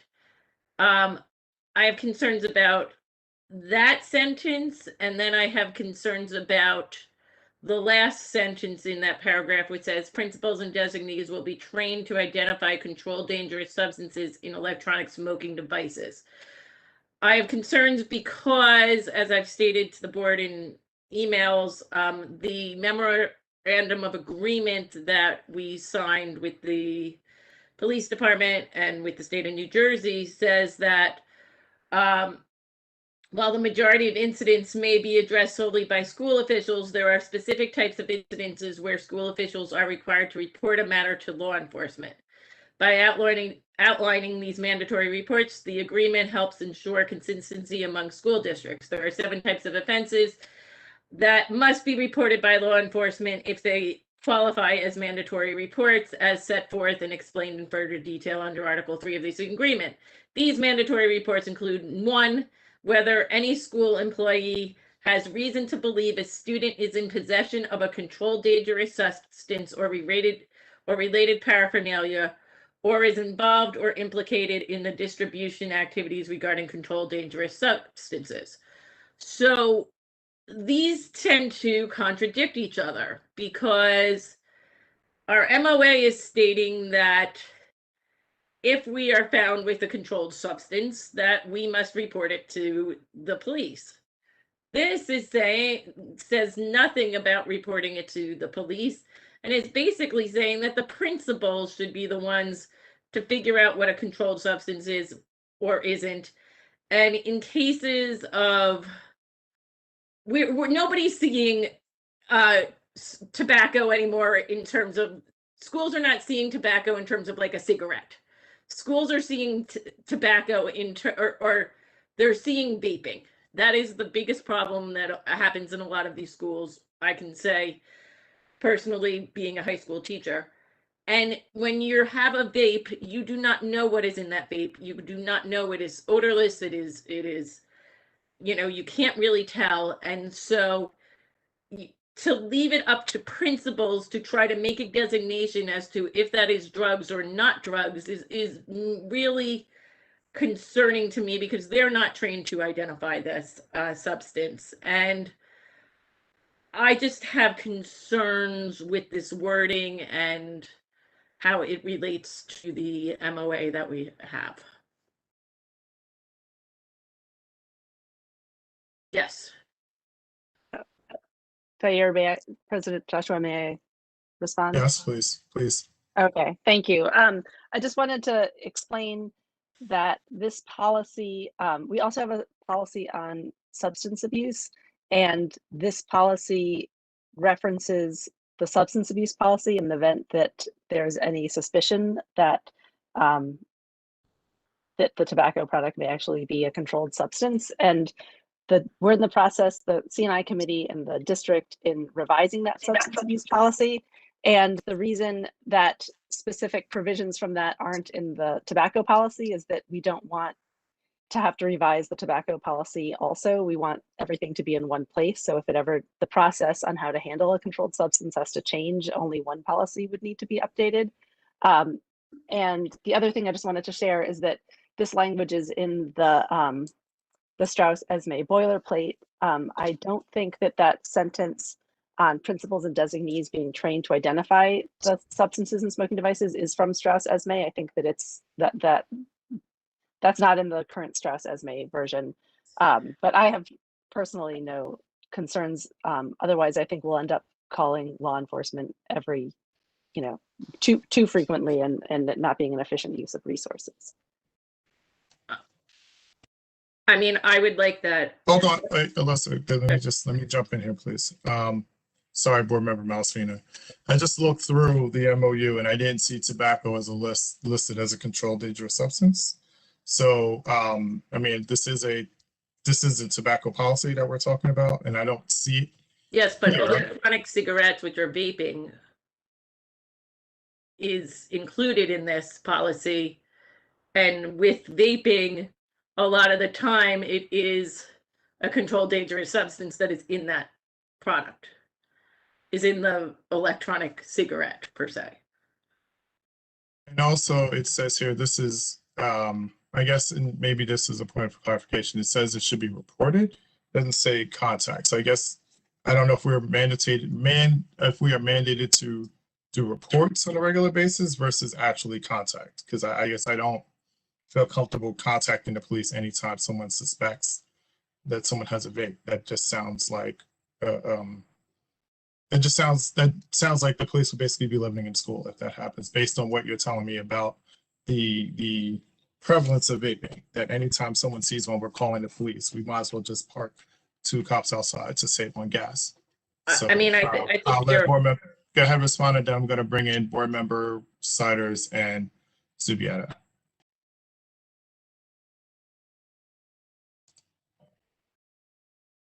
Okay. Dr. Taylor, will our principals / designees trained to identify controlled dangerous substances? No. I couldn't quite hear you, Board Member Sanders. I apologize. Are principals or designees trained to identify controlled substances? So my earlier experience before coming to Southwest Maplewood was attending statewide mandatory training that included substance abuse identification and gang identification and things like that. It was a more general presentation. And then I attended safety presentations that went deeper into that were more regional. I wouldn't be able to say that all the principals have received this presentation or that all the high school APs have received it. I could inquire and determine. I do know, again, previously I remember that being part of a requirement, but I couldn't quote it as we sit here now, but I can definitely follow. I was just thinking, if the issue is that sentence, what is the expectation of administrators in terms of Are they supposed to be trained to identify this? Is this not something that falls under their responsibility? So when our assistant principals and principals engage with a student who they think is intoxicated, as you saw from the statistics that we shared previously, they know very well what to do next, right? Whether it is to contact the police department or have a student go to a mandatory doctor's appointment to be tested, depending upon what they have on them. If a student has a vape pen on them, whether it has tobacco in it or marijuana or whatever else may be in it, it's not supposed to be on school property regardless of whatever is in it, right? So I think engaging the police department every time a vape pen is found, I agree with the sentiment that we would have police at our schools a lot, and maybe a lot more than we would want them to be involved. So I don't see a problem. I don't see a problem with training being put forth for our admin if they haven't already had it, right? I think that just the more I reflect on my previous experiences, I would bet dollars and dimes that they have had some type of training, but I just couldn't be 100% certain. And but I can follow up on what they have had, and also we can provide additional training. I'm sure that the prosecutor's office and DA and others offer specific training around that, because that's where I came before. All right. Thank you. Board Member Zubieta, and then Board Member Cuddle, do you want to jump in now, or did you still want to hold back? I actually didn't have a question. I think I was waving my hands around. Okay. No problem. Thanks. Board Member Cuddle, do you have, not yet? Okay. Board Member Bergen. Let this discussion continue. Thank you. I have Board Member Bergen. Oh, okay. Just, sorry, Okay, quickly. I'm sorry, wait, Board Member Bergen, I apologize. I haven't gotten Board Member Wright in here, so let me do that Okay. first. I just want to follow the rules. So Board Member Wright, please go ahead, and then we'll come back to Board Member Bergen. Okay. Dr. Taylor, your comment made me go back to my days of teaching substance abuse, and I listened to the report with the substance abuse that we saw in the presentation. And so we know that we have some serious problems. And as an educator with this, I'm concerned about where we place administrators, teachers, or anybody else, principals who are involved in collecting substances from students. The policy read that the principals and their designees should be trained to identify controlled and dangerous substances in electronic devices. Now, this leaves the district, I think, open to lawsuits. I'm not really clear, but this is also in the event that a student is found to have violated this policy and the law, the principal or designee may file a complaint with the municipal court or other agency, jurisdiction, or whatever, but this may be illegal as well because of the MOA, and it states that we must notify police, not that we may notify the police. It says must, but I think we get into murky waters when we're putting people who are educators in a position of being security and police officers. And with the issues that we have now, it would do us well to look at what we're doing and look at this very, very carefully before we move it, ahead, and make sure that we're protecting our educators, our students, and it's putting them in a very precarious situation if an administrator has to press charges or a complaint against a student who's been using. I don't know what's going on with the substance abuse counselors and things like that, where we're getting children to get help as versed to calling police and calling parents and things, but to put administrators in a position to identify a controlled and dangerous substance, even having them to keep those items in their desks, in their possession, could be a real concern and could be dangerous. I don't think that's something that I know I wouldn't want to do it as an educator, and I would certainly fight that.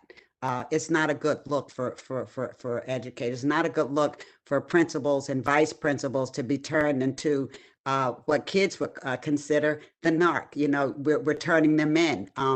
That's what we pay police officers for. And in terms of them coming in, every time we come around them, we're going to have to do something to see how we can help our children to get them off of the substances that they are bringing into school and stuff. We should look at a more situation where we're helping and bringing in, if we have to bring in more social workers, more counselors, then we need to do that.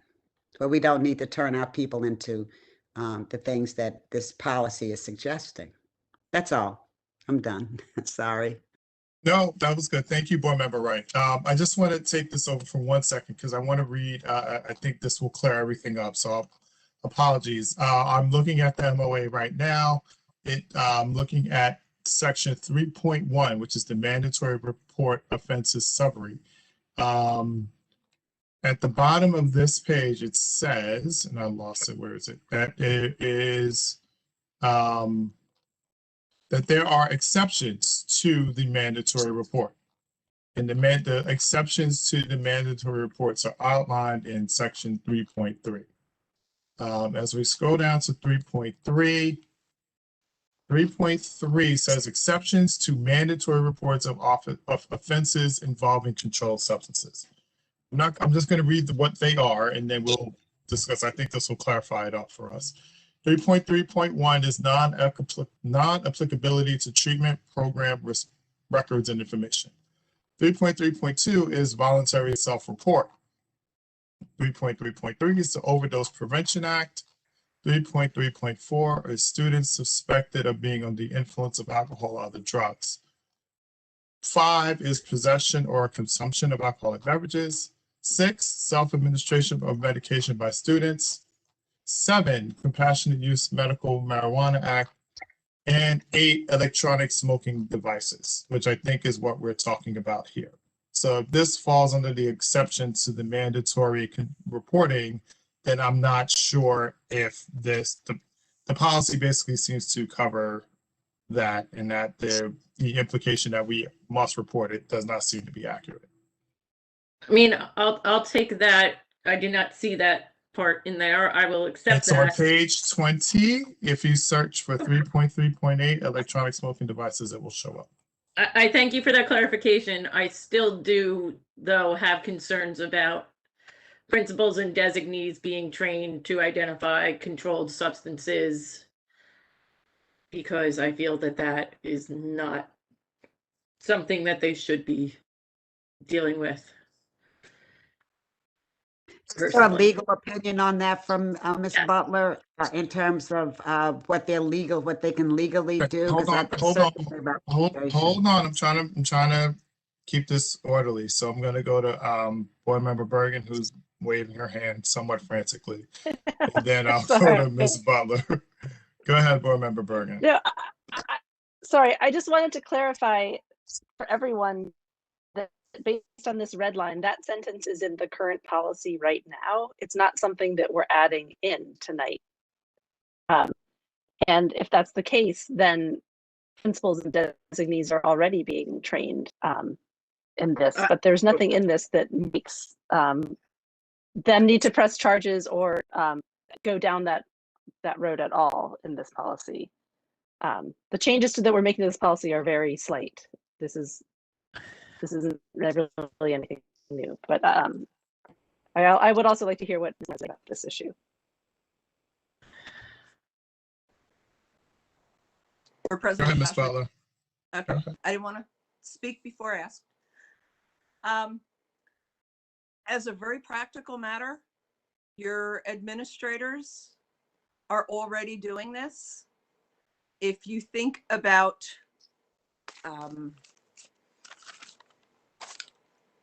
if, say, tobacco remnants are in a small bag, principal can smell that and make a determination that, that smells like marijuana. It doesn't smell like a Marlboro.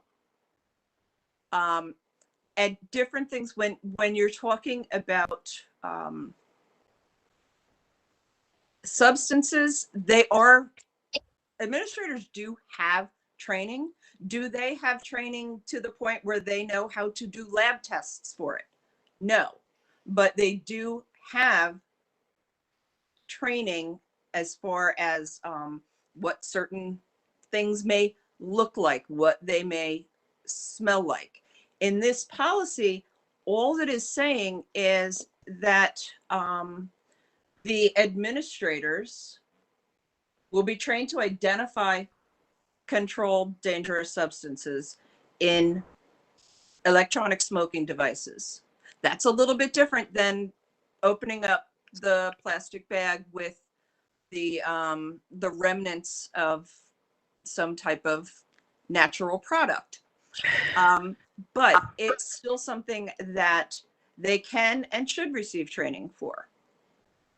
There's nothing in here that is requiring that they notify law enforcement if they find some type of tobacco product.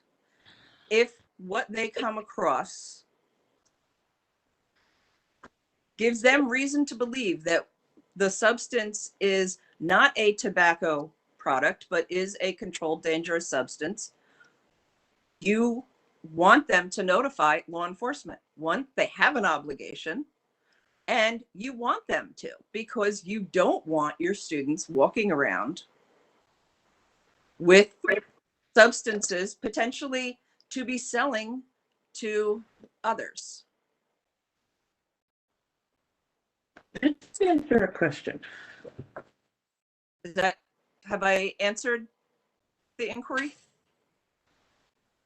Thank you.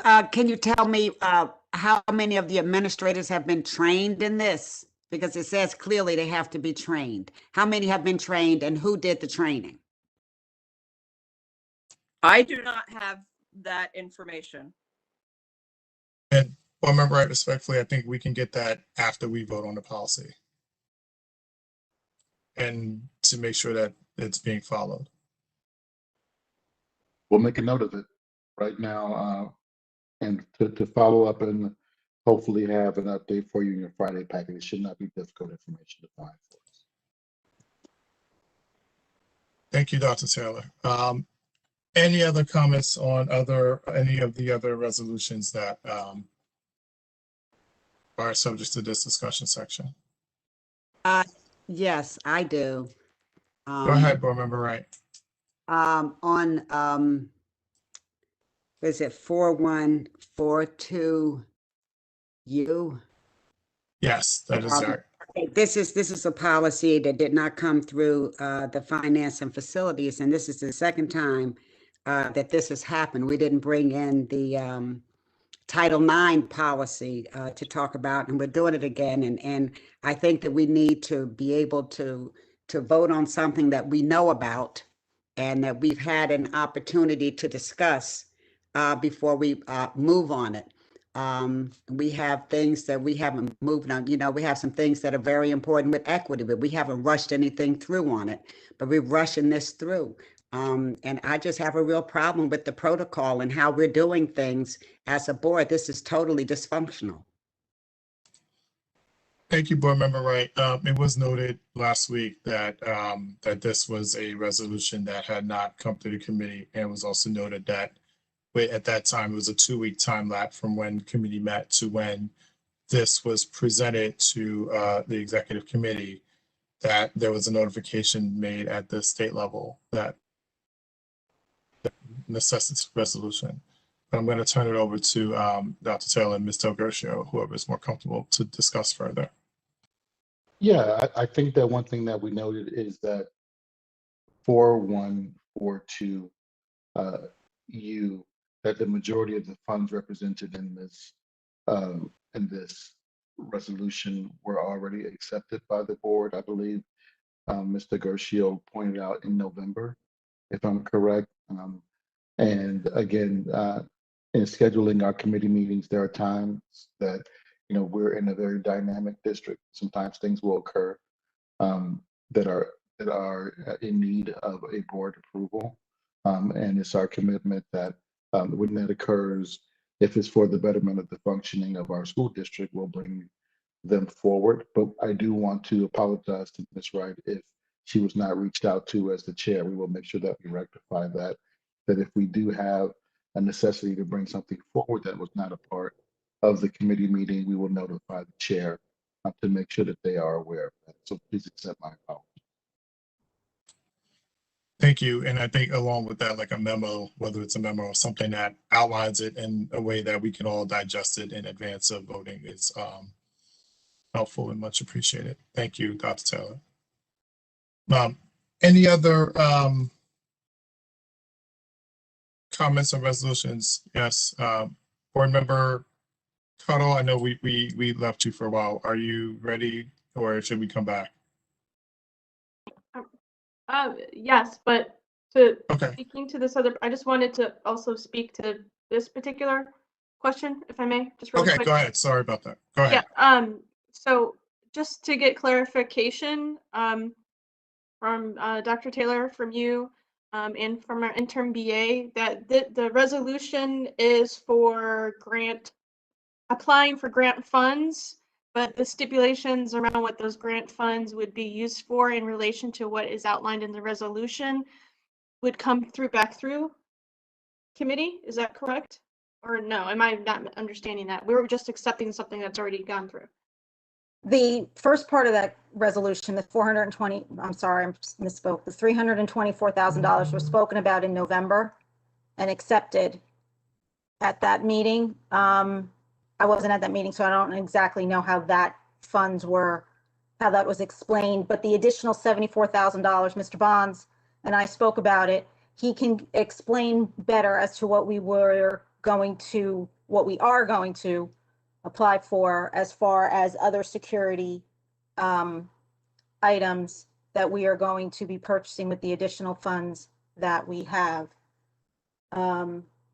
I can see if I can find the committee meeting minutes from the November meeting. Here we go. Let's see how it was explained in the committee meeting about that. You want me to walk through? Yeah, can you talk about the 74,000 and I'll look about the 324 if you don't mind?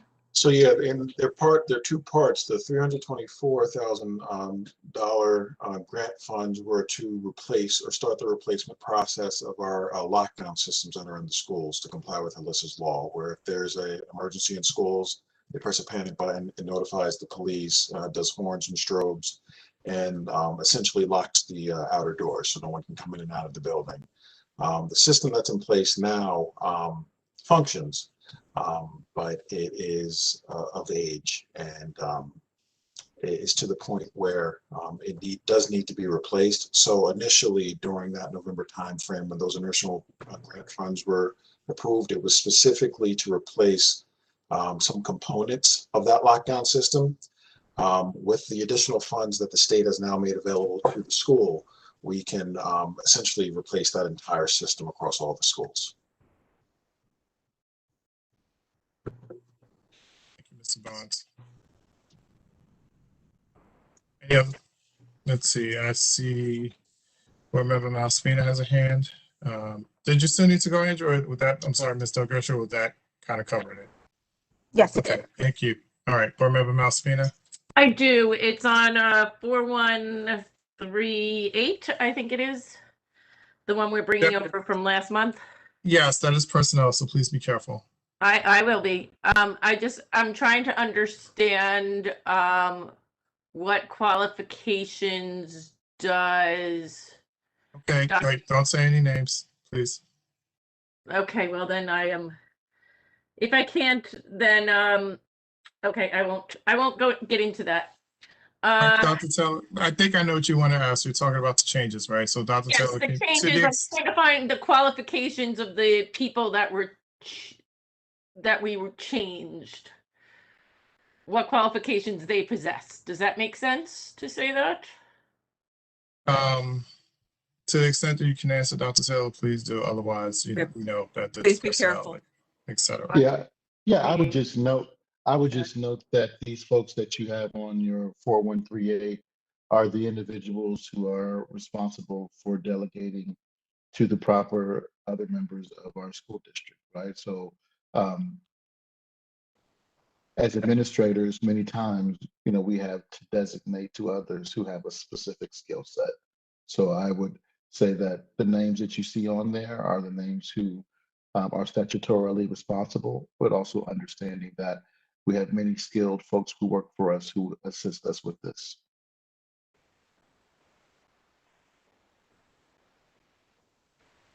Thank you for that.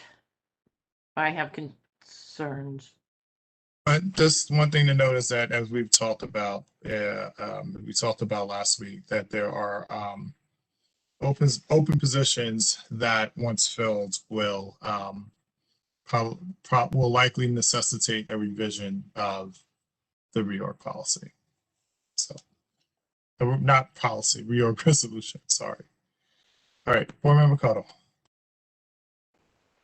Thank you, President Joshua. I just wanted to be able to have make a comment and to highlight, if I may, 57 5756. Yes, policy, which is our transgender and non-binary student policy, up for second read. Now that's up for second read, I can make a comment. And I just want to be able to thank my fellow board members, Superintendent Dr. Taylor, for our ongoing commitment to ensuring that we're creating inclusive, welcoming spaces for all students and affirming our transgender, non-binary students and all of our marginalized students. I also want to highlight and echo Board Member Bergen's comment during her policy committee report about the importance, and hopefully that this additional guidance that we're hopefully approving tonight will not just create a better environments for all of our students, because when we create inclusive policies, it supports all student learners, but also in all activities, including graduation, and also within student IDs as well. So I just wanted to highlight that. And today I would also be remiss if I didn't comment that today is the International Day Against Homophobia, Transphobia, Biphobia, celebrated by the United Nations. And so it's kind of really for us to be able to pass this policy on a day of acknowledging the livelihood of LGBTQI persons across the globe gives hope for students and our youth. So I just wanted to make comments for that and say thank you. And the other would be President Joshua, if I may be able to open for comment the 4149, the resolution. Yes, that's part of this discussion. So, but let me stop there and see. The policy. I just want to keep everyone involved. Are there any other comments or on other resolutions that are part of this discussion section? Can we? All right. Go ahead, Board Member Osmond. I'm sorry. Can we sever that 5533 from it so that we could vote separately on that? Is that a policy? Yes, it's the policy. I don't believe we can, because it's all one resolution. Correct. So I would have to vote no for all the policies, even though I have concerns about one? The policies are all part of one resolution. That honestly makes no sense. Can you explain why?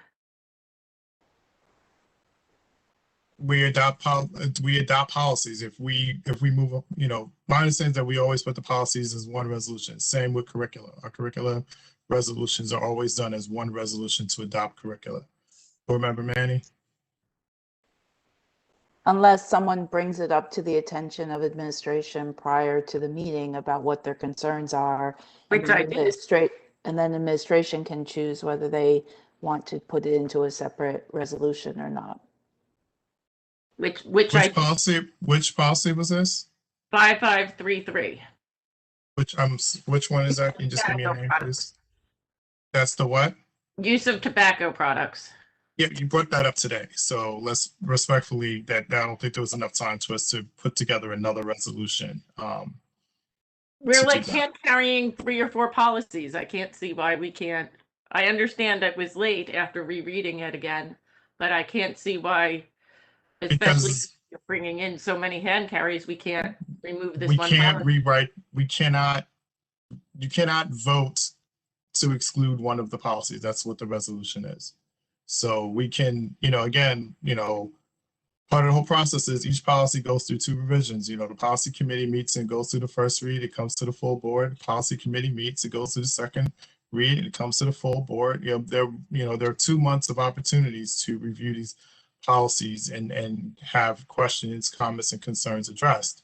I'm not sure if it's fair to the rest of the board and to the administration to bring things up, hours before the meeting. It's also not fair for us when we don't get information until hours before the meeting. So I take that point as well. But again, the resolution, the policy is the policy. Like for personnel, it's one resolution. You can't, pick and choose. We can't line out and veto any of this stuff, right? So that's what it is. So before you go, Board Member Cottle, with respect to 4149, Ms. Butler, I had sent in comments that for the last 2 paragraphs, I don't see that in the one that's up on the website. Can we get that added for the record? Wait, I'm sorry, Board Member Joshua. 4149, Resolution 4149, the be it resolved paragraphs, the last 2. It should say superintendent or designate. And I don't see that in the one that is posted, but that was the one that had been agreed upon. So I just want to make sure that at least that's added in the record for this evening before we vote. Okay, and then that, I'm sorry. excuse me, would that be in the 3rd line from the bottom and directs the?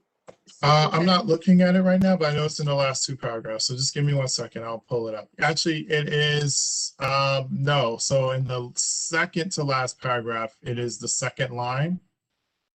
And in the last paragraph, it's again, 2nd line, the Board of Education directs the superintendent or designate. And that's the same language in both paragraphs. Okay, thank you. All right, thank you. Board Member Cottle, and then I'll come to you, Board Member Wright. Thank you, President Joshua. In speaking to Resolution 4149, I also want to thank my board colleagues as well as Dr. Taylor and administration and their collaborative support of the drafting of this resolution that is, I think, is really at a critical time at this point for our community.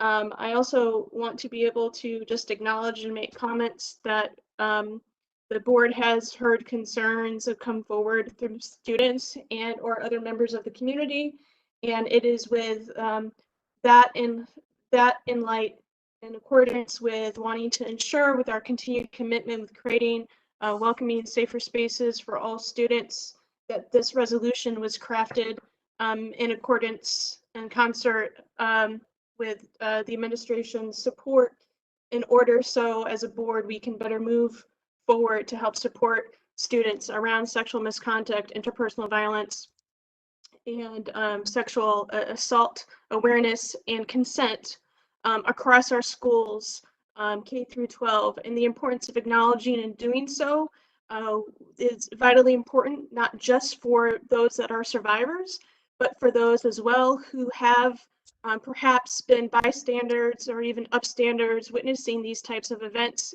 in our school district and community, and really puts into concert a better form of crisis prevention and supports across our district.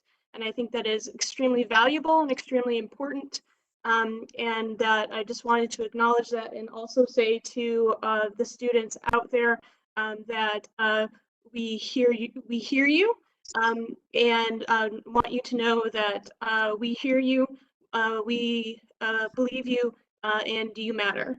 So, and I just wanted to make those comments. Thank you. Thank you. Thank you, Board Member Cuddle. Board Member Wright. Thank you. With regard to pulling policies and things of that nature, you know, first of all, the agenda wasn't posted until after a certain time on Friday. So what time are board members expected to bring their concerns? The other thing is, I just don't agree. Each policy should be voted on separately. It shouldn't go through by default. It's sort of like what we did at the last board meeting with Dr. Perez and Ms. Del Gurcio.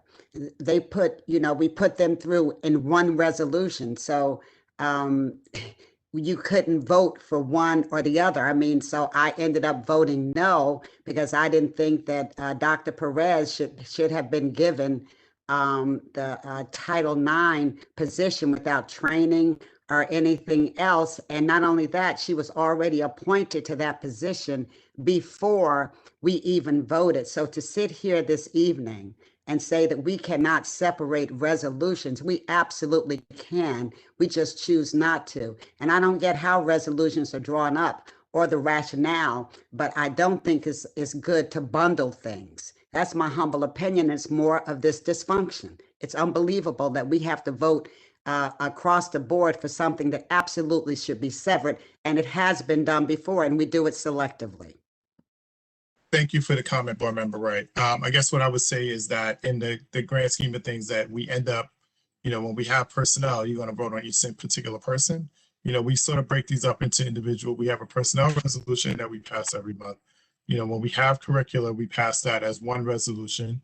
When we have one for policy, which is our job, we do one resolution. And the finance ones are broken up because they're individual expenditures, right? And that's why they're broken up as, you know, right, this month they're A through Z.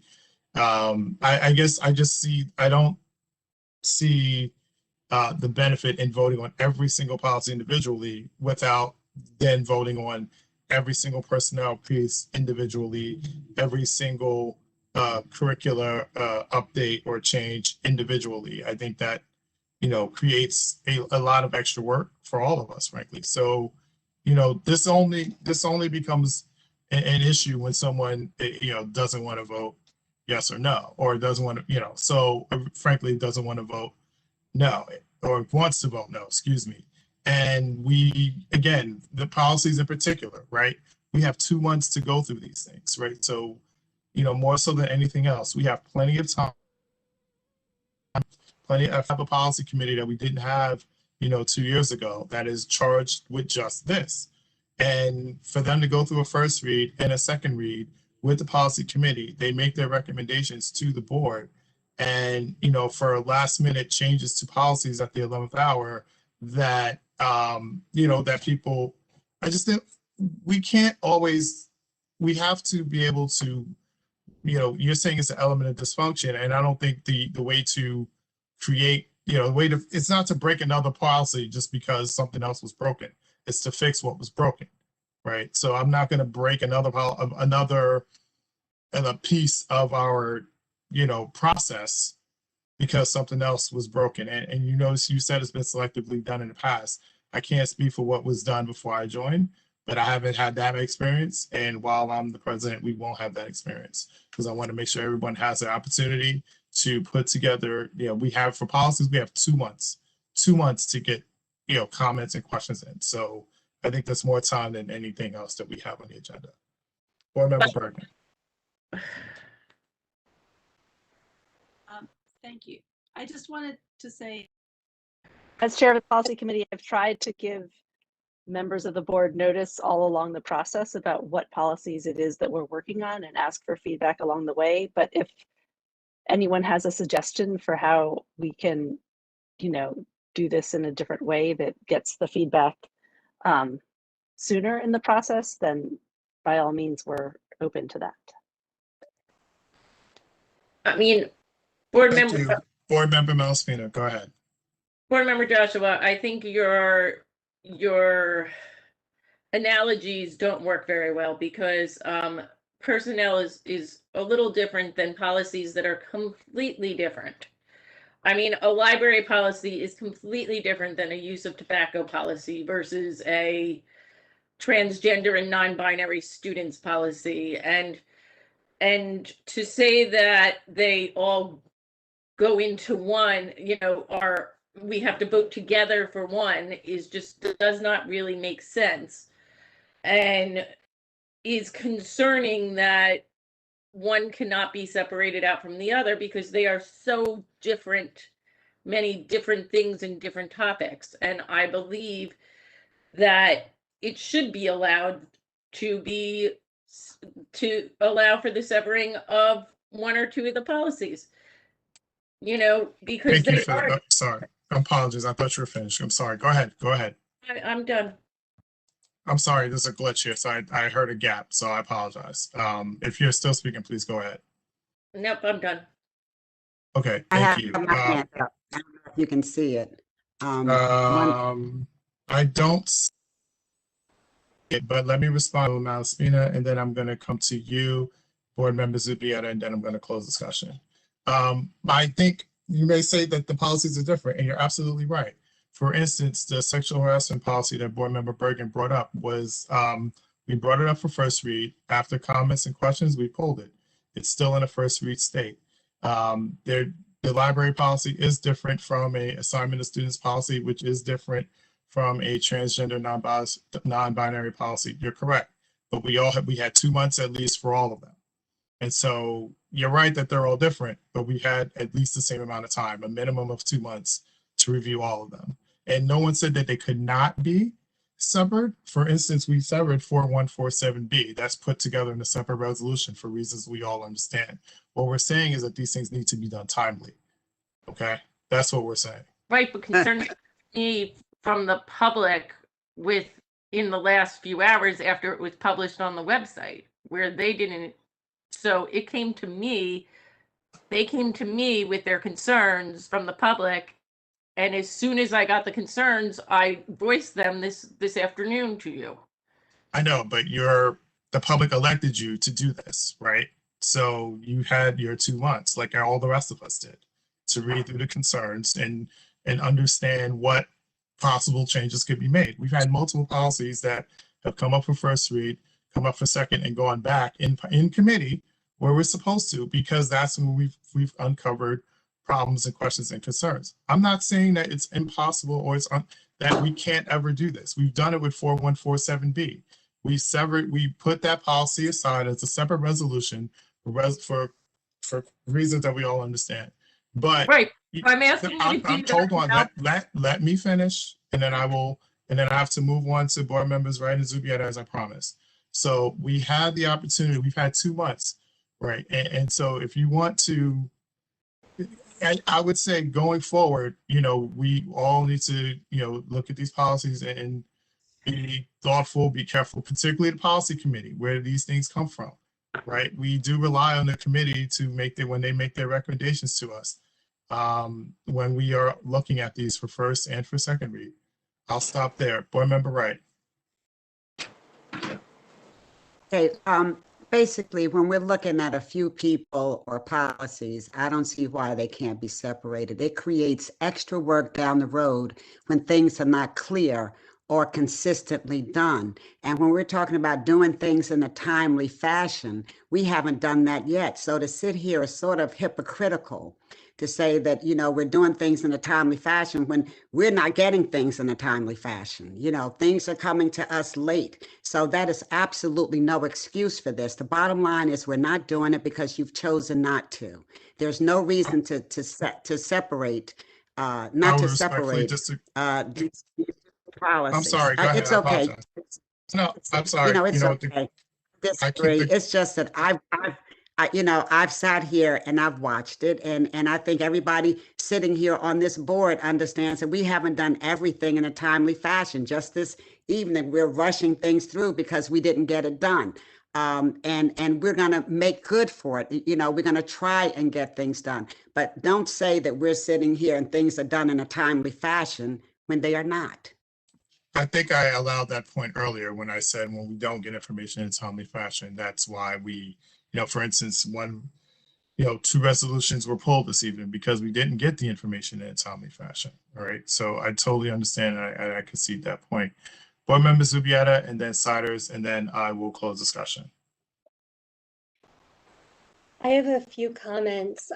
In this particular case, I personally don't have issues with the fact that the policies are in one resolution, mainly because of what Board Member Bergen said. I do feel that she has gone out of her way to say, with good notice, with reasonable notice, this is what's up for second read on such and such date. If you have any comments, let me know. And in one instance, I remember there was a back and forth, and a nice resolution was come to before the meeting. So that's the main reason I don't have an issue with it. However, I do see the point of some of the other members. And so you're right in that if the concerns that they had were brought up in a timely way, it could have been those policies, or that policy could have been in an entirely different resolution. Like I said, in this particular case, I personally don't have an issue with them being lumped together. But they do have a point when they talk about timeliness. Timeliness has to go both ways. So while Board Member Bergen presents us with policies well in advance, I don't believe that the district administration as a whole presents us with what we need for the meeting in a timely fashion. And this had come up in the previous calendar year after I joined the board, not only by myself in several public meetings, but also, if I may, President Joshua, between you and me, on a particular item that was added, I believe, like with less than a half hour before the meeting. And other board members who currently are on 2021 that were on 2020 also expressed concern about the timeliness of information posted by the district administration. So while that is unrelated to the timeliness of saying, I want this particular policy taken out of this resolution, there should be good faith on both sides. And so that was my other point. And then Okay, I'm going to stop you on that point because I want to come to Siders, and is this point related to these topics here? Let me see here. Is it related to something we're about to close discussion and vote on? Yes, it is, because it's about closing the discussion in and of itself. And so I don't want the discussion to close before we talk about the manner in which it's being closed. Okay, and we'll be moving to close it because I didn't see any other hands, and I've multiple other items that were up for this evening, which is why I said that. Because after I said I saw Board Member Siders' hand go up. So I then added Board Member Siders to my queue here of how to, make sure everyone's getting involved before we close it. So it wasn't just because I'm tired of talking, it was because I hadn't seen any other hands and everyone had opportunities to contribute to the discussion. Okay. So would you like me to bring up these points now or after Board Member Siders? Let me go to Board Member Siders because she has not had an opportunity to participate yet, and then I'll come back to you. Go ahead. Hi. I was actually going to suggest that we table this conversation for another time. I feel like we're just going around and around in circles. Let let's look at this for a future meeting instead of everyone trying to defend their point tonight. Point taken. Thank you, Board Member Cyrus. Board Members, if you had our comments about policies or resolutions that were a part of this discussion. No, I think it's the manner in which, let me just say it because I don't quite understand what's going on. So in this meeting, we've been trying to follow Robert's Rules of Order much better. And I do appreciate that. However, I see two issues that are going on in this meeting. Okay, that hold on. If each we're of talking them about Robert's went- rules, okay, I'm sorry. Board members, if we're talking about Robert's rules generally, let's move that to new business because that's not about Okay. the policies so let's have that discussion there. Okay? Fair enough. Because that's not about, we're not voting on Robert's rules this evening. Fair enough. And with that, close discussion on those items. And Ms. Del Gershio, if you're ready, please call the roll, this time in reverse order for the following.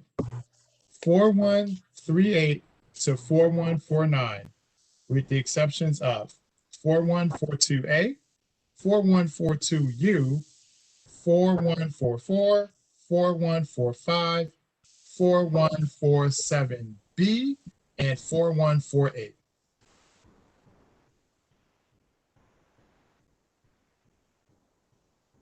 Okay, hold on. Okay, starting in reverse order. Board Member Kamal Zubieta. Yes. Board Member Johanna Wright. No. Board Member Courtney Winkfield. Yes. Board Member Erin Siders. Yes. Board Member Alyssa Malaspina. No.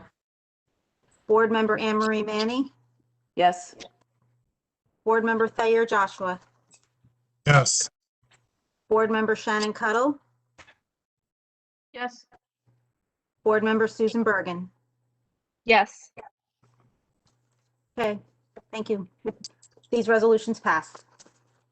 Thank you. I'm going to now move, let's see, 4142A and 4142U and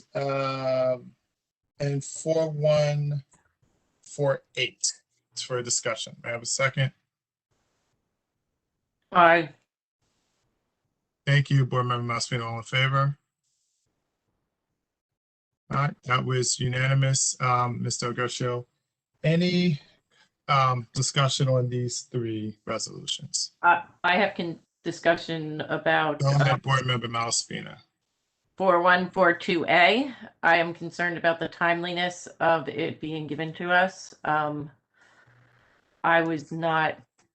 It did not come until around 4 or 5 this afternoon, and there is no way that I could read through the entire bills list.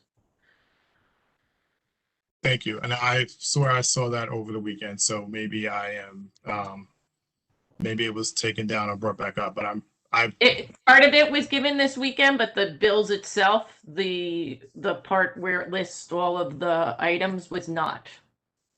okay, that's, okay. I don't recall because it was a lot, but that's, okay, thank you.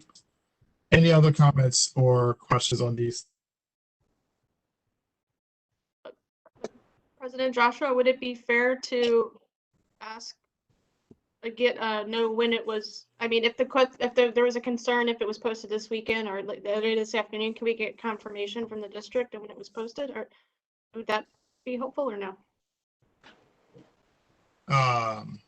To some extent it would be, right, but it's, whether it was posted, if it was posted Saturday or Sunday, or I guess the question is, when was the revision posted, right? And if that wasn't until this afternoon, then Board Member Malaspina's point stands, right? So, but yes, we can ask. So I don't know if that's Taylor or if they have that readily available, and if they're not, then we'd have to, this is one of the processes we talked about when things aren't presented timely, like for instance, the resolutions we discussed earlier, they get pulled so that we all have the opportunity to review them.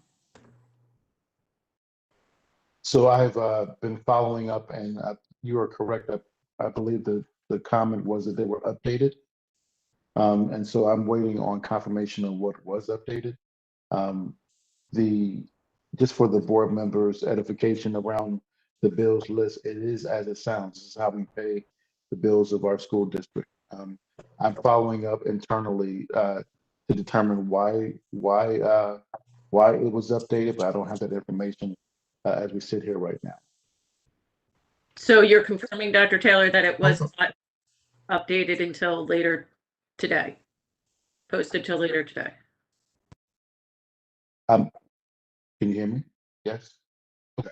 I'm confirming that there was an upload on Thursday, then there was an upload on Friday, and there was a follow-up upload today. Each of those were updating the schoolboard.net. I don't have the specificity about what changes were made as I sit here now, but I can follow up on that. Thank you. Any other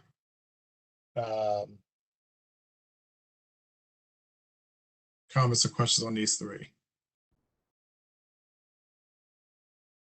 All right, I'm going to move to close discussion. I'm going to bring them separately, Ms. Del Garcia, just so you're keeping track. So I'm going to first ask you to call the roll on, 4142A.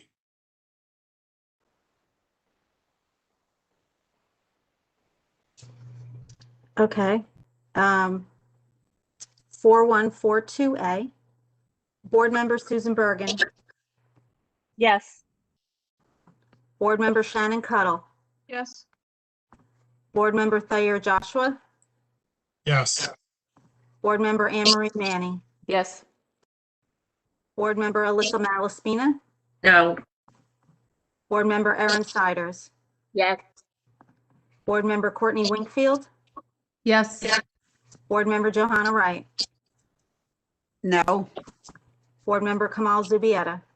Yes. Okay, thank you. The motion passes. Thank you. I'll now ask you to call the roll for 4142U, this time in reverse order, please. Trying to keep me awake. Board Member Kamal Zubieta. Yes. Board Member Johanna Wright. Yes. Board Member Courtney Wingfield. Yes. Board Member Erin Siders. Yes. Board Member Alyssa Malaspina. Yes. Board Member Anne Marie Manning. Yes. Board Member Thayer Joshua. Yes. Board Member Shannon Cuttle. Yes. Board Member Susan Bergen. Yes. Thank you. The motion passes. Thank you. And now 4148. Okay. Also in Reverse order. Yeah, I'm losing it now. Sorry. Okay, no problem. Board Member Kamal Zubieta. Yes. Board Member Johanna Wright. Yes. I'm sorry, I didn't hear you. Board Member Wright, I'm sorry, I didn't hear your response. Hello. Yes. Can you hear I me didn't hear- now? Yes, I can hear you now. No. No? Okay. Board Member Courtney Wingfield. Yes. Board Member Erin Siders. Yes. Board Member Alyssa Malaspina. No. Board Member Anne Marie Manning. Yes. Board Member Thayer Joshua. Yes. Board Member Shannon Cuttle. Yes. Board Member Susan Bergen. Yes. Thank you. The motion passes. Thank you. I'd now like to move 4147B for discussion. Can I have a second? I need to recuse myself. Yes, I will note that. I was just checking on that, so Yeah, thank you. that's correct. Second. Thank you. All in favor? All right, that was unanimous, with the exception of Board Member Masserino per the recusal. Thank you. All right, any discussion on 4147B? Board Member Zubieta, this hand is from before. I don't know if you have a comment. Sorry, I'll take my hand down now. I see that Okay. it's still up. No problem. Thank you. All right. Seeing none, I'm going to close discussion on 447B. Ms. Del Garcia, can you please call the roll? Okay.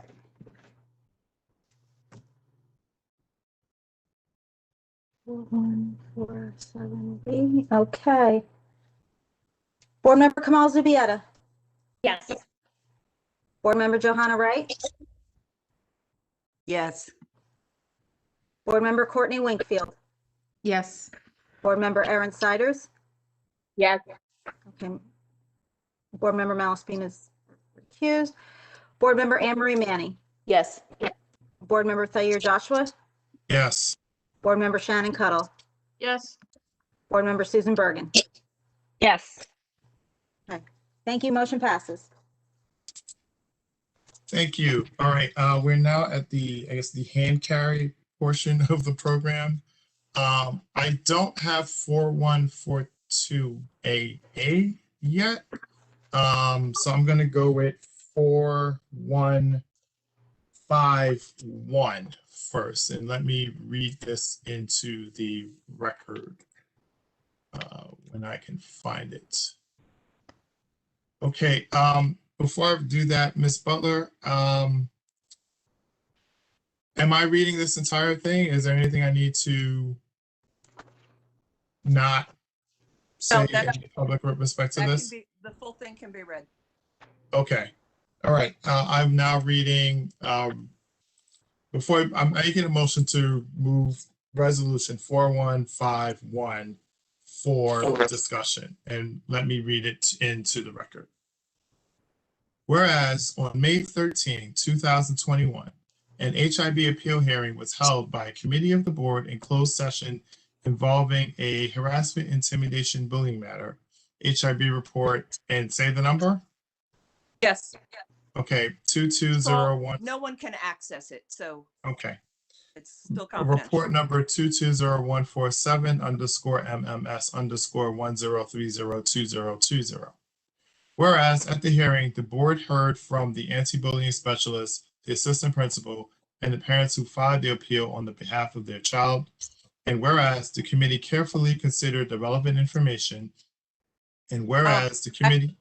Excuse me. Yes. I believe that is an earlier version of the resolution. This is the one that this is from 836. There's an updated version. Let me look at it. All right, well, let me figure that out. I'm going to move on to 4152. So I withdraw the motion for 4151. I'm now making a motion for discussion on resolution 4152, which I will now read into the record. Resolution 4152. Be it resolved, the board denies the level 4 grievance filed by employee number redacted. Can I have a second? Second. Thank you, board members. If you had all in favor. Aye. I believe that's unanimous, Ms. Del Garcia. I don't believe there can be much discussion here as this is related to personnel. So I will close discussion on resolution 4152 and then ask Ms. Del Garcia to please call roll this time in forward alphabetical order. Okay, 4152. Board Member Susan Bergen. Yes. Board Member Shannon Cuttle. Yes. Board Member Thayer Joshua. Yes. Board Member Anne Marie Manny. Board Member Manny.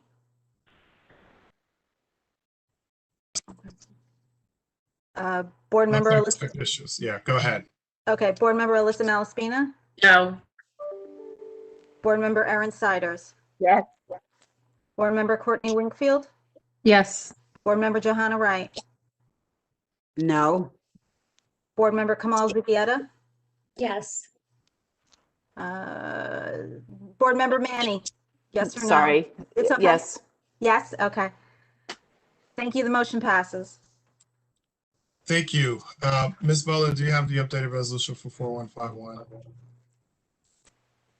Okay, I'm sorry. I don't know why that version, All right, while you're looking, Mr. Gershel, do you have, Yes, Okay. it's, I if you go got into, you got it? yeah, I got it. Thank Okay. you. So I will now make a motion to move resolution 4142AA for discussion, which I'm now going to read into the record. And the subject is award contract for renovations and additions to Seth Boyden and Tuscan Elementary Schools. Be it resolved that the Board of Education awards the contract for renovations and additions to Seth Boyden and Tuscan Elementary Schools to APS Contracting, Inc. of Paterson, New Jersey for the following amount. The base bid is $17,793,000. Alternate AB03 is $50,000. Alternate AB-04 $65,000. Alternate AB-05 $55,000. And alternate AB-06 for $4,000, for a total of $18,363 million. As a matter of background, the solicitation for bids was issued on March 25th, 2021, and received on May 6, 2021. Bid packages were requested by 17 companies and returned by 6. Should I just list I just want to read that. I'll read the name and then I'll just read the amount. I won't read all the other names, just the amounts. The APS contracting bid, as mentioned, was $17,793,000. The next bid was for $18,156,000. Another bid was $19,342,000. There are 3 more bids. One came in at $19,900,000. One was $20,500,000, and the last one was for $21,783,000. All bids were reviewed by legal counsel and the acting business administrator. Can I have a second? Second. Thank you. All in favor? Aye. Aye. Thank you. That was unanimous, Mr. Gershel. Anne Marie, I'm sorry, Board Member Manny. So I meant to ask this last week when we approved the Clinton bid. Are we coming in close to what we bonded for, or are we seeing this increase in construction costs that everyone is talking about? Easiest way to explain it is so far so good. We're not, you never know. We may have to, as they dig in and see what's really going on back there. But with these numbers right now, we're doing okay. Thank you. You're welcome. Thank you. Any other discussion? All right, closing discussion on 4142AA. And Mr. Gershel, can you please call the roll this time in reverse order? Okay. Board Member Kamal Zubieta. Yes. Board Member Johanna Wright. Yes. Board Member Courtney Wingfield. Yes. Board Member Erin Siders. Yes. Board Member Alyssa Malaspina. Yes. Board Member Anne Marie Manny. Yes. Board Member Thayer Joshua. Yes. Board Member Shannon Cuddle. Yes. Board Member Susan Bergen. Yes. Thank you. The motion passes. All right, 4 down, 2 to go. Okay, now, Ms. Butler, 4151. You can use the version that you have. It is the version I have. Yes. Okay. I Thank you. apologize. I wanted to make sure of something. That's rather be safe than sorry. Okay, I will now make a motion to read in, to open discussion on resolution 4151. Whereas on May 13th, 2021, an HIB appeal was held by a committee of the board in closed session involving a harassment, intimidation, bullying matter, HIB report 220147_MMS_10302020. Whereas at the meeting, the board heard from the anti-bullying specialist, the assistant principal, and the parents who filed the appeal on behalf of their child. And whereas the committee carefully considered the relevant information, and whereas the committee has made a recommendation to the full board during the executive portion of its May 17th, 2021 board meeting, and the board has carefully considered the matter and the recommendation to the committee. Now, therefore, be it resolved that the board hereby affirms that part of determination that the incident did not constitute HIB within the meaning of the New Jersey statute and the board's policy on harassment, intimidation, bullying to the student number 95801136553, and be it further resolved that the administration take appropriate supportive, restorative, remedial, or punitive action, and be it further resolved that the board hereby reverses the findings as to the remaining allegations and students and directs the administration to reopen the incident and investigate all of the allegations with regards to the remaining students accused in the matter. And be it further resolved that the board secretary is further directed to notify all individuals affected by this decision of the board's determination. May I have a second? Second. All in favor? Aye. Thank you. We're now in discussion. I don't know how much we can discuss with this matter. It doesn't seem to be much. No. Okay, so I will therefore close discussion and ask Ms. Del Gercio to please call the roll for 4151, this time in reverse order.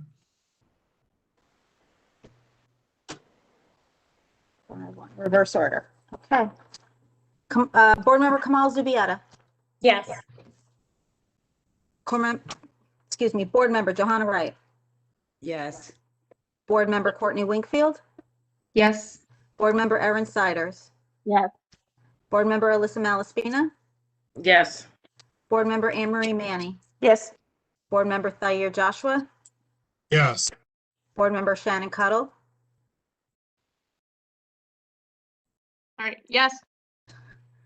Board Member Susan Bergen. Yes. Thank you. Motion passes. Thank you.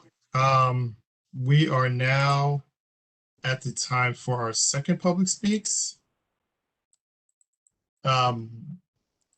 Bonds, I'm looking at the list that you provided. So let's see if I don't see any updates here. Can you let me know if Mr. Whitaker is on? We were not able to get him connected during the first public speaks, and just want to afford that opportunity. Unfortunately not. I don't see his name on. All right, thank you. And that concludes our second public speaks. We'll now move to Mr. President. Go ahead, Dr. Sorry. I just wanted to be just 100% sure. I've marked on my notes that 4148 was not included in the first vote. Am I correct? I don't recall it. We voted on that. We did get to that one We did. separately, Okay. but we did. I want to make sure. Right, Mr. Ogosho, you should confirm, but I recall us voting. Thank you. Yes, these are the ones I did separate. We wound up doing separately. I have 4142A. Yep. 4142U. 4148. 4147B. And then we did 4152. 4142AA. And 4151. Thank you. That's what I have as well. Okay, just confirming. Okay. All right. That did conclude our second public speaks. I think we're now at the time of the meeting for new business. Does anyone have any new business for this evening? I do. Okay, I see Board Member Zubieta's hand, so I'm gonna go there first. And then, was that you, Board Member Malaspina? That was. I'll come to you next. Go ahead, Board Member Zubieta. You're muted, Board Member Zubieta. I have 2 items, so I'll bring up one now and then one after everyone else has a chance to speak. Great, thank you. I would request Dr. Taylor to please give us an update on Underhill. A couple meetings ago, I had brought up the issue of using reserves to help with Underhill, but we were told that there would be a lot of like state approvals needed and things like that. And I had brought up the boiler, but I understood that there were limitations to how reserves could be used, et cetera. So I'm, I received 3 answers today about this question, 2 from board members and 1 from Dr. Taylor himself. So I would like to just ask for a formal update, and if reserves can be used, why, if they can't be used, why, if it's already included in the bonding, if state approvals are needed, just all of that so that the public can have an update, because we do still receive a lot of write-ins about this topic. And then if everybody knows what's going on, I think maybe we'll stop receiving all of those write-ins.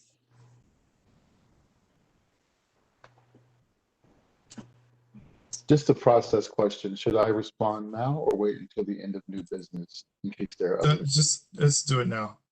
Okay. So Mr.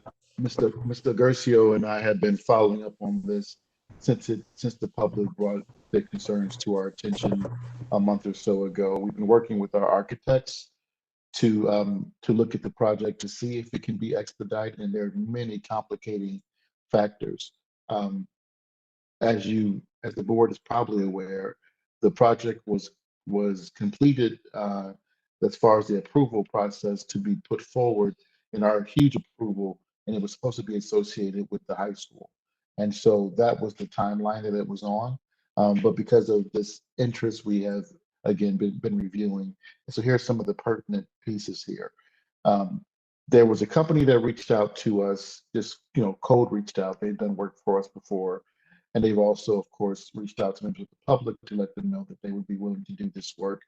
And so we had our architect review what they were putting forward. And some of the biggest concerns is that this work is not just the changing of the grass on the field, right, or the turf. There may be work that needs to be done under the surface there, whether it be drainage or other more complicated sewage lines and things like that, that the architect and is looking at. So it's not just a simple changing up of the field. The second really big concern is the timing, right? That when you start working on fields that are used for fall sports, you're risking them not being available for fall sports. So that's what we're also considering as we're looking at this. Most importantly, for Board Member Zubieta's question around reserves, I think that the biggest point and clarification here is that we don't need to use reserves because we have funding for this work. It's part of the bond work. The reserves are just that, right? And when we had the boiler go out in Marshall, it took a county approval for us to designate that an emergency and for us to use those funds when it was unanticipated. And so again, this is not a matter of us identifying funds. It's a matter of trying to expedite a project and looking at all the pluses and minuses that can occur unexpectedly. Normally, when you're doing a field like that, and you're doing a field that has a lot of usage in the fall, you would try to start all the work as soon as the season is over so that you can have, the ultimate amount of time to be able to complete it without interfering with the seasons that follow. And again, this project was a part of, it's not just the field, right? It's also the bleachers and whatever's under that field. And it's also linked to the high school work. We understood the plea that it could be severed from the high school work because it's not on the same property. So we did review that, and we're still reviewing it. I think that our architect has given us a few updates. Did I miss anything, Mr. Gershio?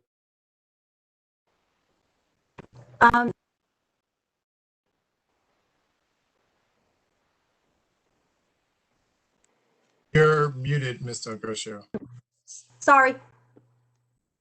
I was mistaken. I thought we needed additional state approval. At this point that we've received all the state approvals now, it's just once we finalize the plans, it just still does need local approval.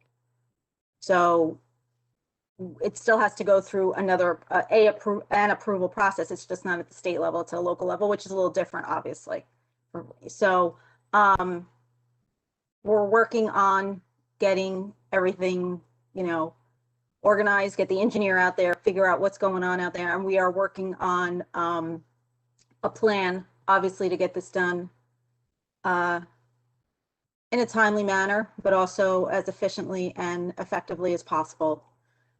The company that did reach out to us is a state contract vendor, and they would only replace the carpet. So if they pull up the carpet and discover anything wrong under there, they're limited as to what they can do for us. So it's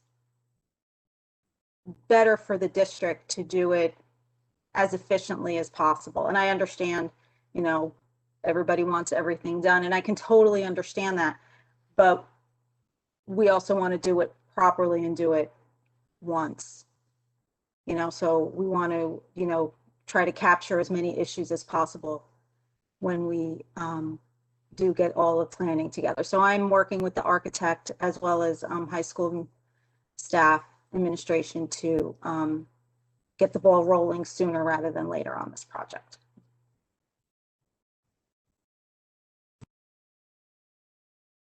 Will you have a follow-up to that, or?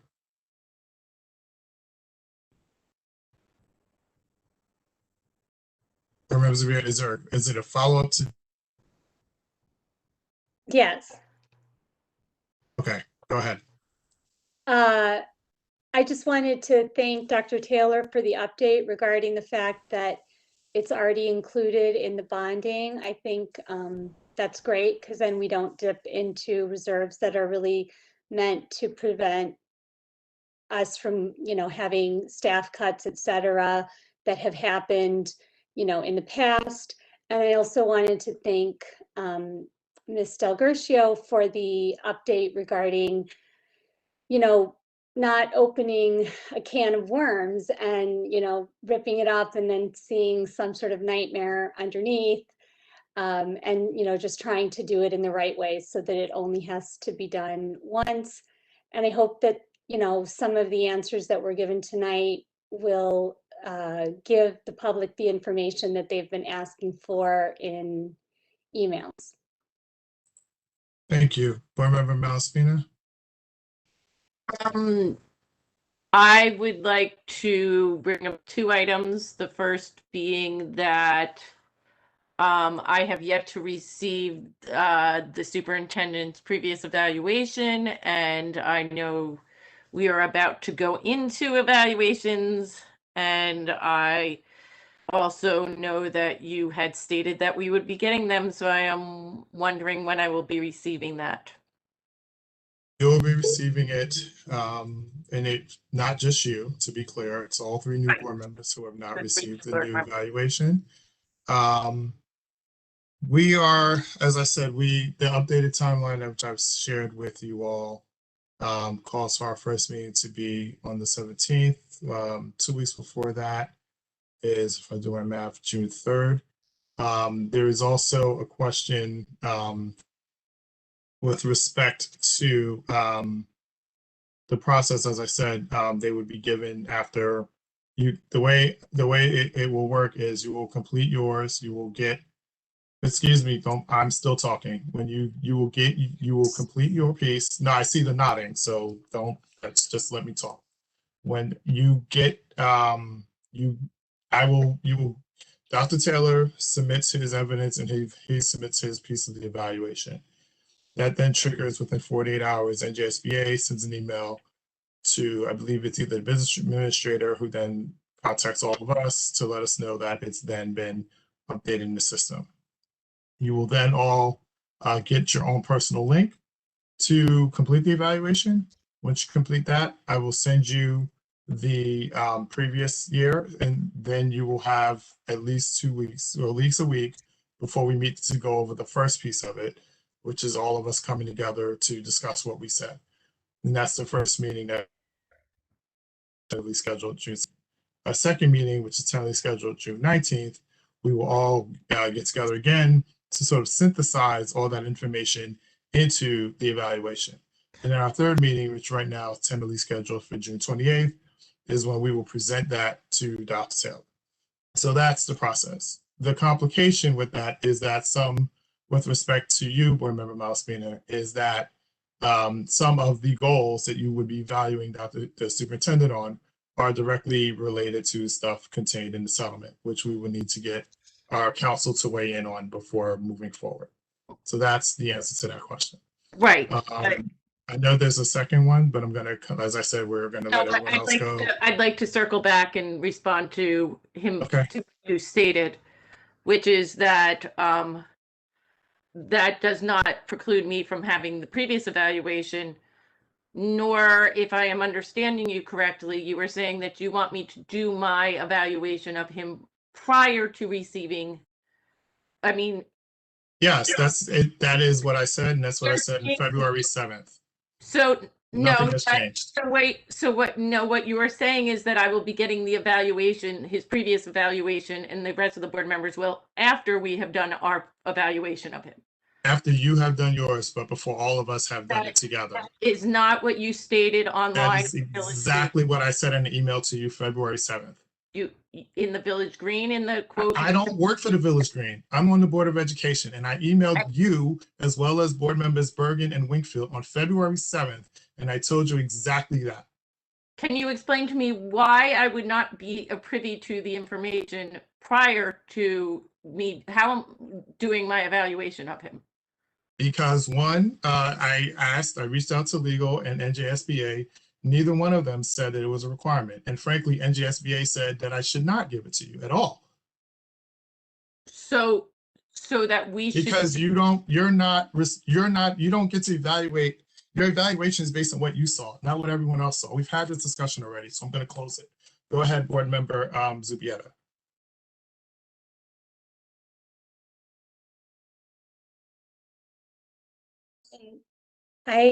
With all due respect, you do not work for the Village Green.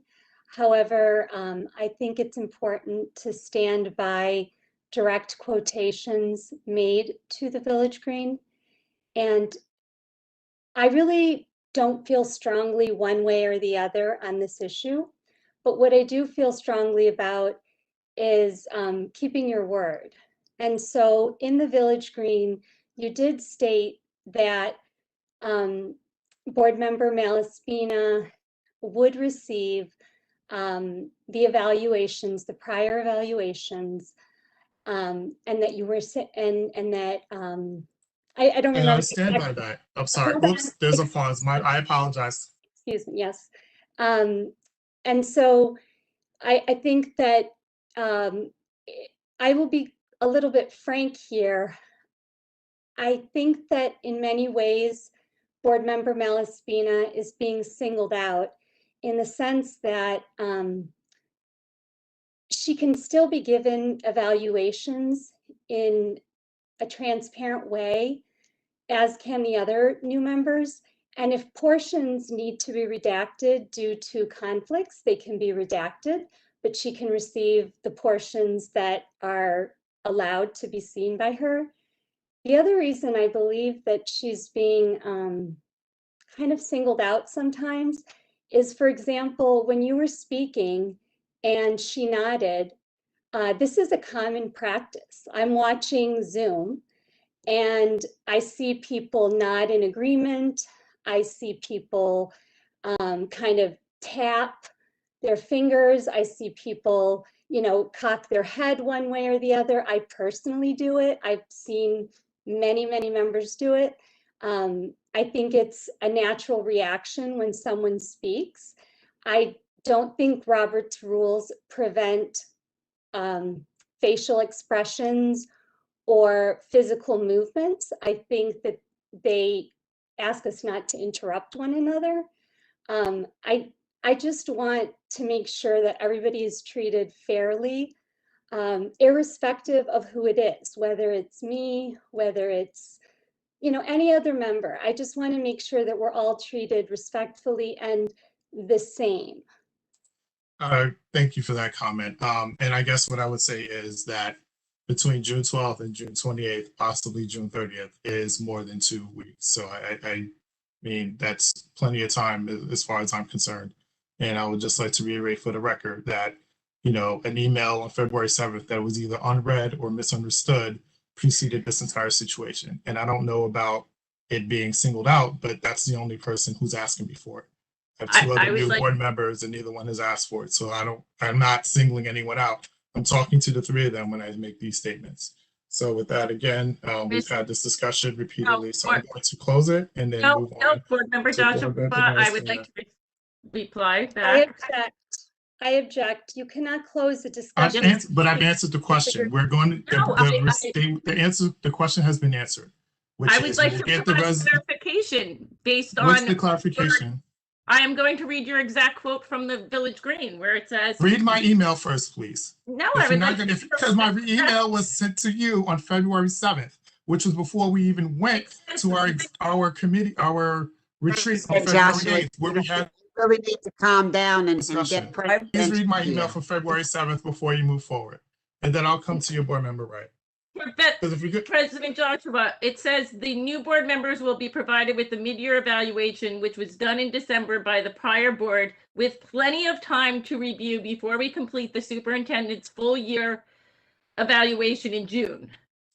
Yeah, this was not the case last year, as the mid-year was conducted March 2nd. So all board members have the material in advance of the full year. That was your statement in the Village Green. I do not understand. I stand by that.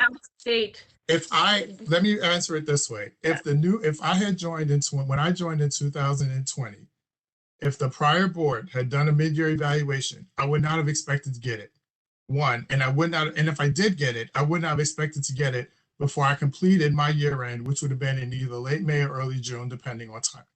So I stand by everything that I said in that quote, as well as the email that I sent to you directly on February 7th, as well as board members Bergen and Wakefield. Go ahead, board member Wright. Yeah, I'm ready to play referee here. I think we all need to please don't blow a whistle. It's 10:50. You already blew that whistle, but you know, we all have to talk so that people will listen, and we have to listen so that people will talk. And I agree with everything that board member Zubietta said. I listened carefully to her words. And she's absolutely correct. We have to treat one another a lot better. We're getting ready to go into some serious board gatherings and meetings, and we have to do better. And the silence from other members is really deafening, and it speaks volumes. So if we could just all just take a chill pill, relax. I can't wait for all of us to get together in one room and just be able to talk and listen. And understand and not, you know, continue to do the same kinds of things. We have to really calm down. That's all I want to say. And in terms of, I'm just happy that the evaluation will be given. So. Thank you very much for that insight and wisdom, board member Wright. Any other comments?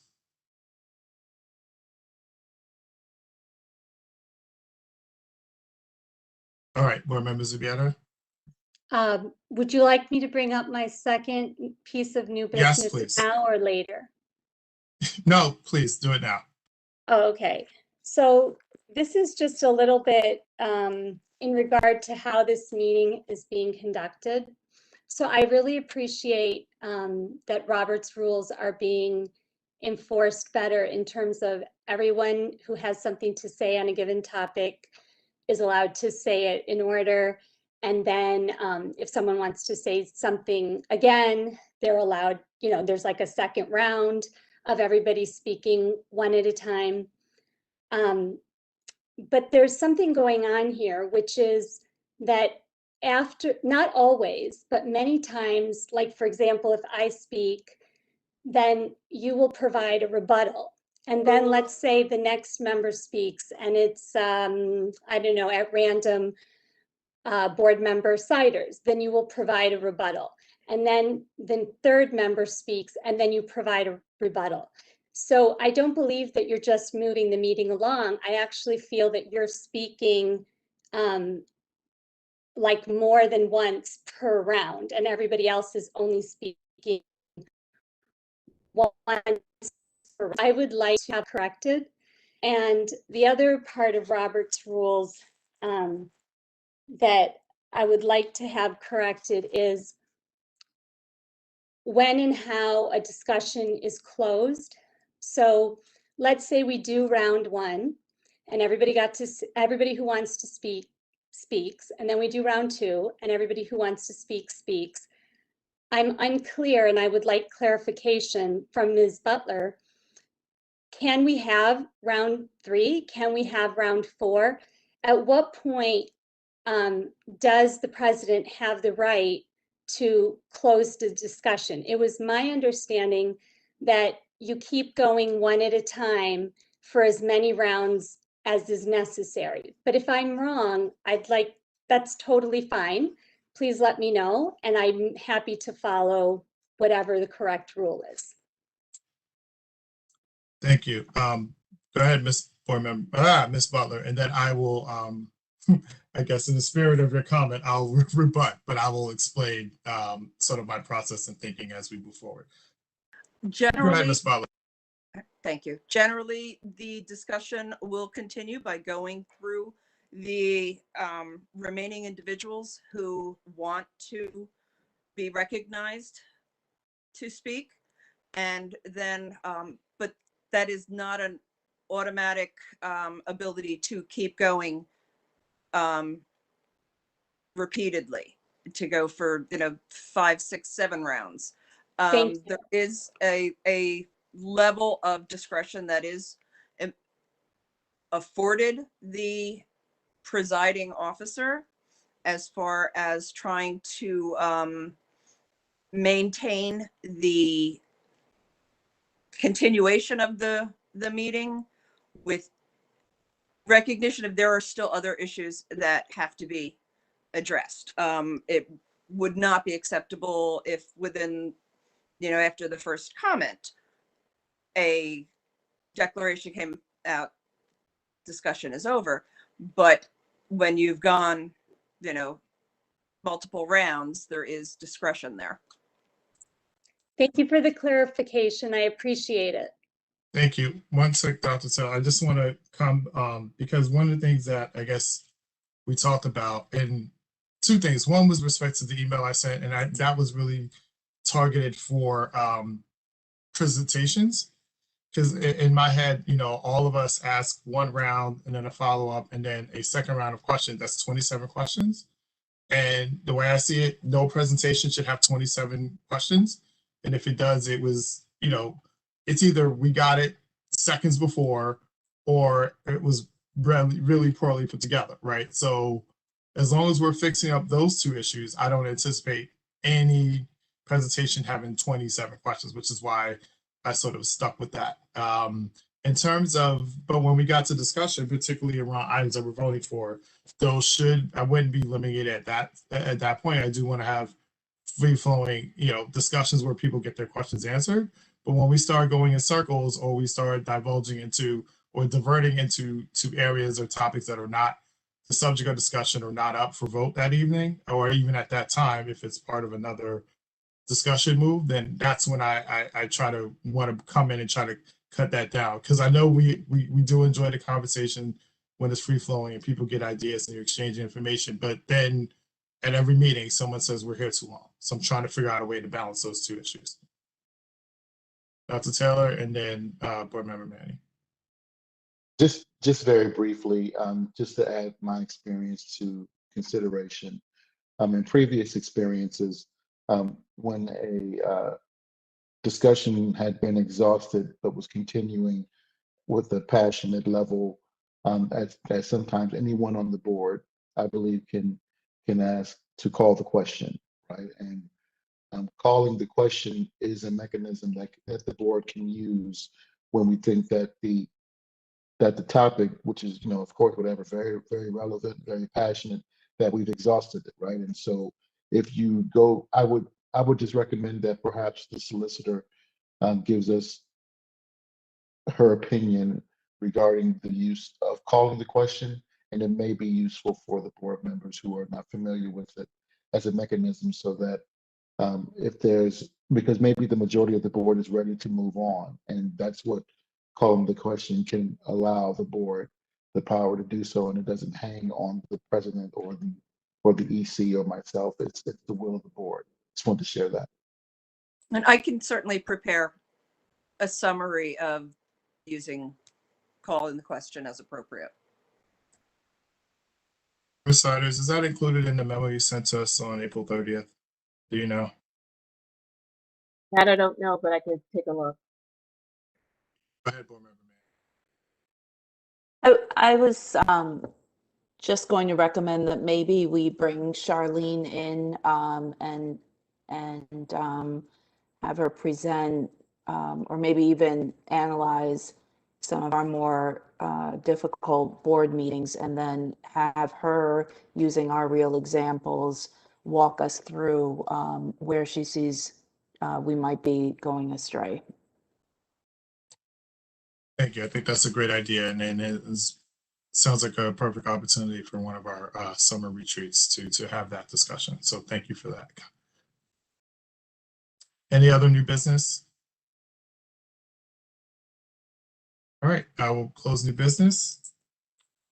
Okay. Dr. Taylor, I don't see the June 7th one up here, but I believe we should be noticing that as well. Our June 7th meeting. All right, I will notice it as best as I can because I don't have it in front of me. The Board of Education will meet, and we have clearance and confirmation on the space that we discussed. This is the retirement meeting.